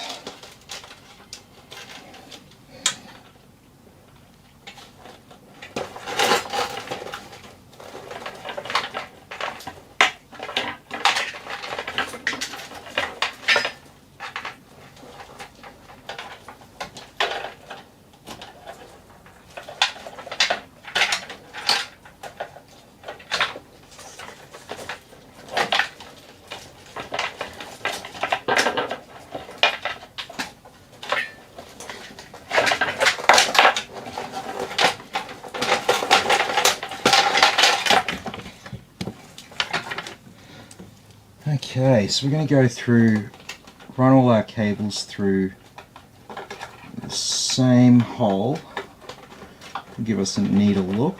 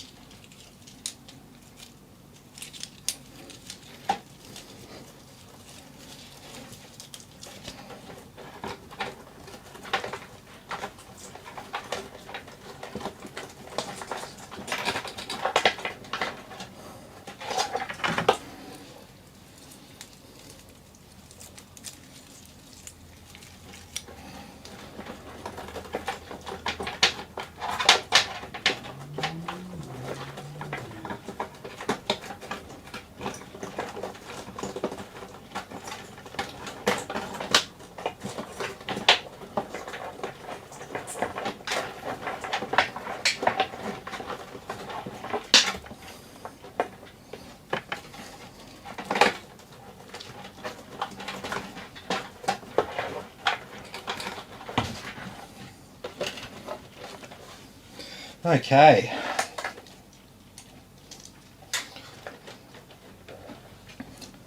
That's looking neater already. Look at that.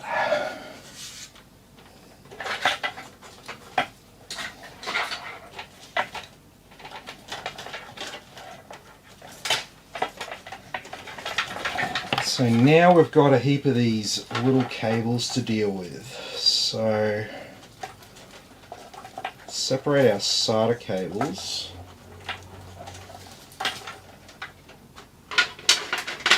You like stick them in there? Yeah.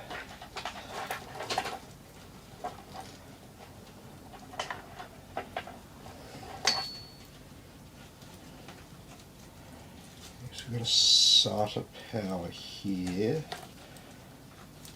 I can go down with our hard drives. Then what have we got here? Got some fan connectors.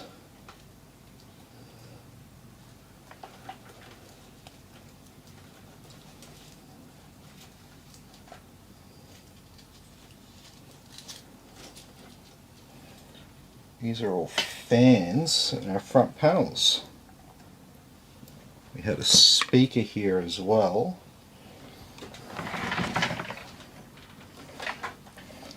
And so once again, we're going to go through the same slot here. Got one of these easy mounting bricks, makes life a bit easier. And we've got our speaker installed there.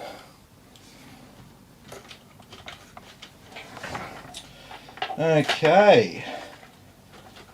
So we've got all of our front panel connections in place. So let's work out how we're going to run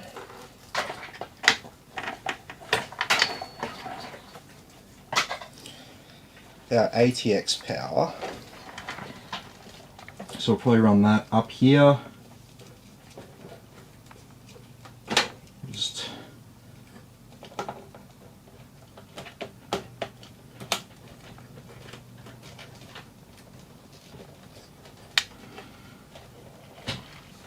Just like that.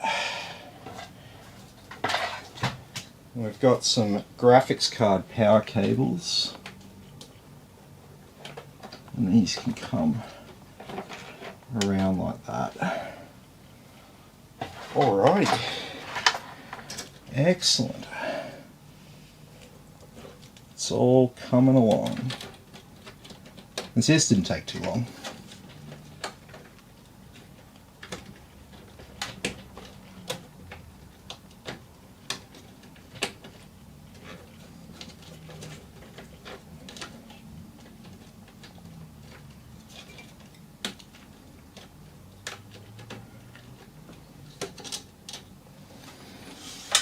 Okay.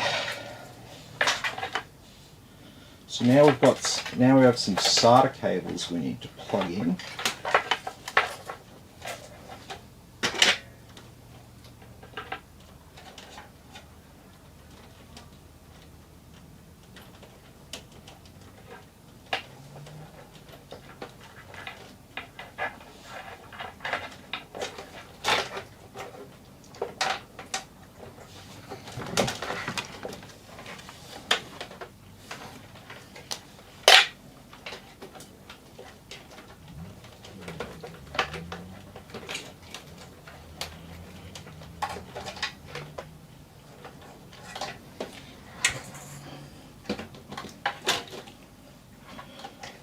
Okay.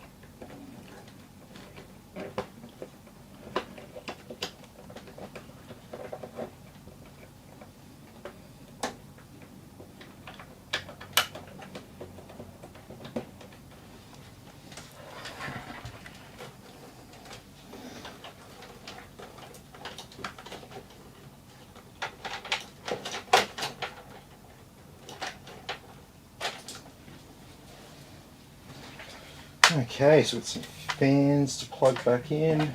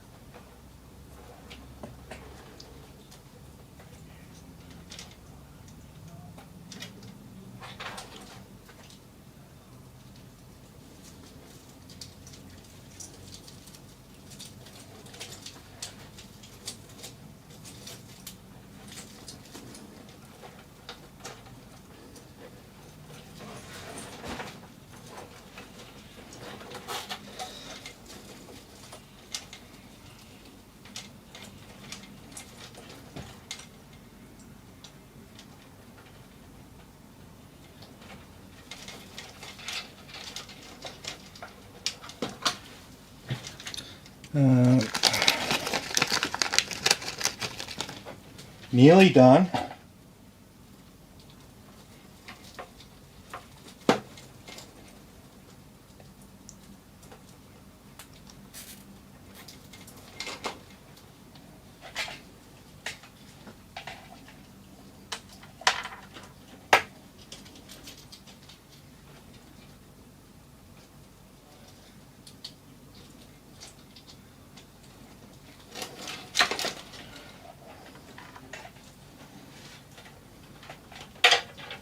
Okay, so now I've just got some cables to tie down.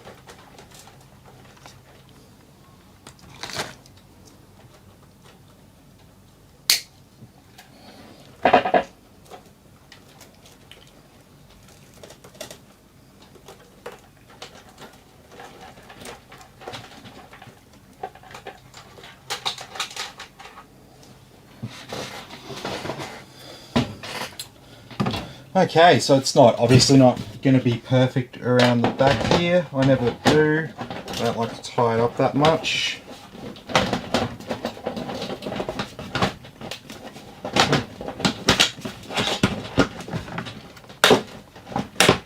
Oh. What are we getting caught on?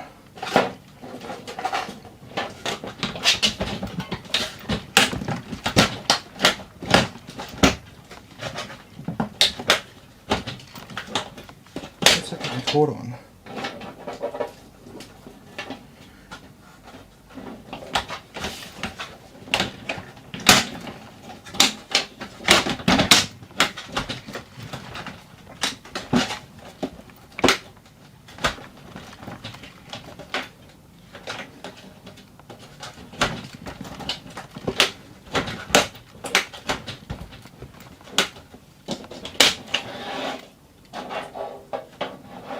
What is that catching on?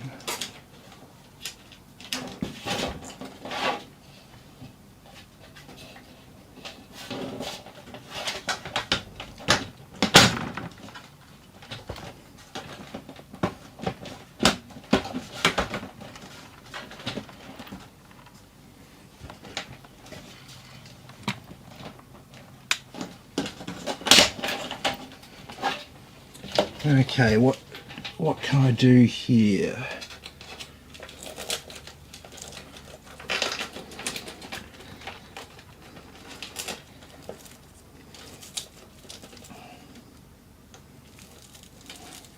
We will change this. This bundle of cables here is just getting in the way. So we will deal with these a bit differently.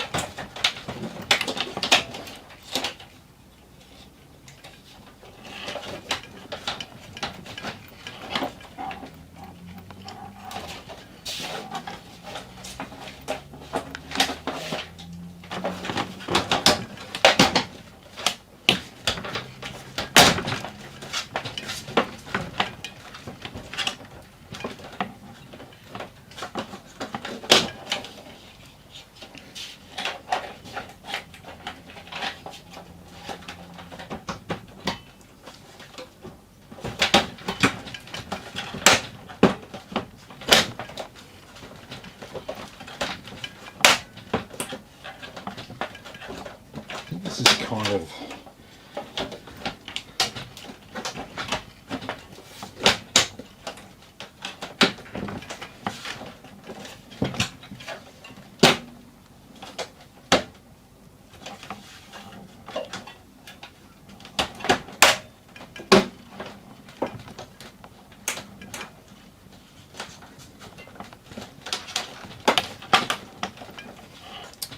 alright, that side just doesn't quite want to stay on, but that's okay.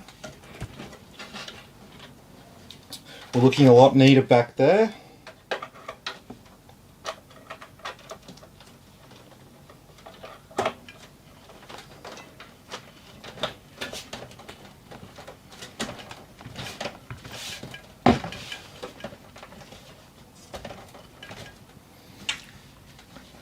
Okay, so that is now looking quite nice in there.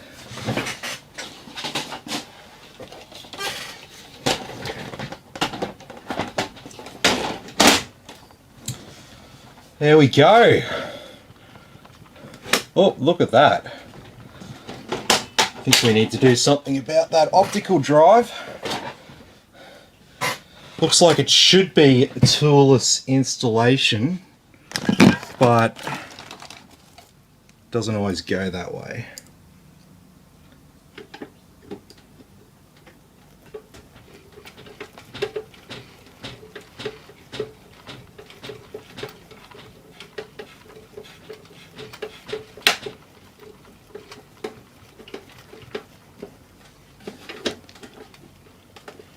Alright, that ain't going nowhere.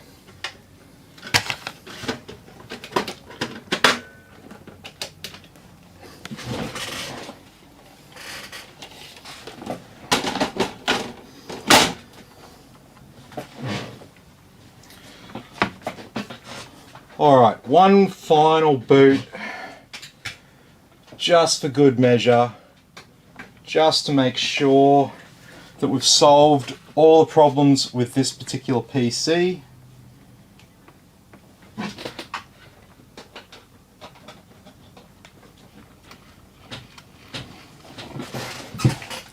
Alright, here goes nothing.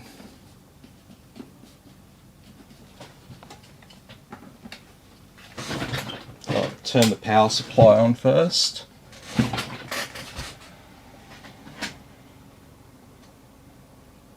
Bip. Yeah! Love it. I love a good bip. Sweet as. Problem solved.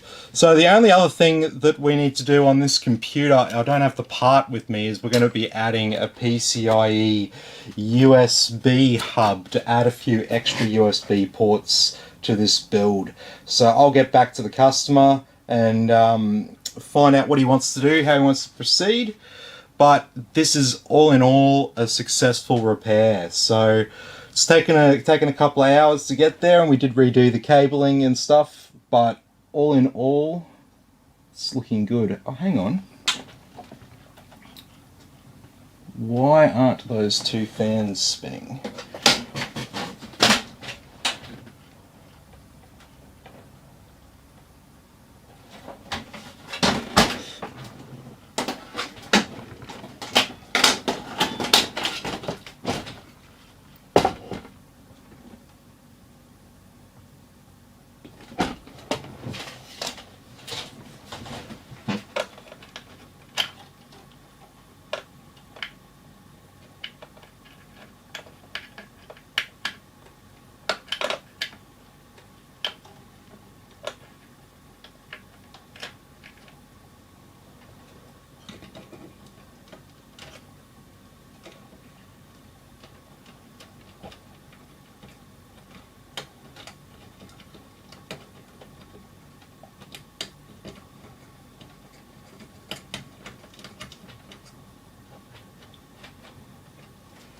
There we go.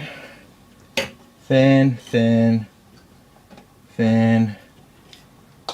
Our drives. Our drives are spinning.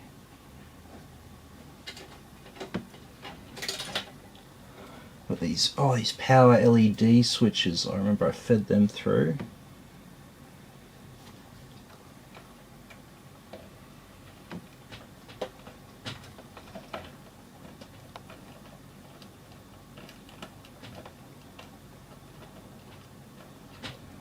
Excellent.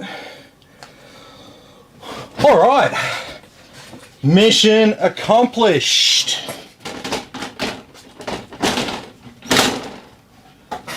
Another successful repair. All right, everyone. I'm going to leave you all to it tonight, but tomorrow we'll be building a 5950X rig with an RTX 3070 Aorus Master graphics card. So be sure to check that out. I've also got another repair on during the day, so be sure to check that one out as well. So thank you for watching. Please like and subscribe, and I'll see you all in the next video.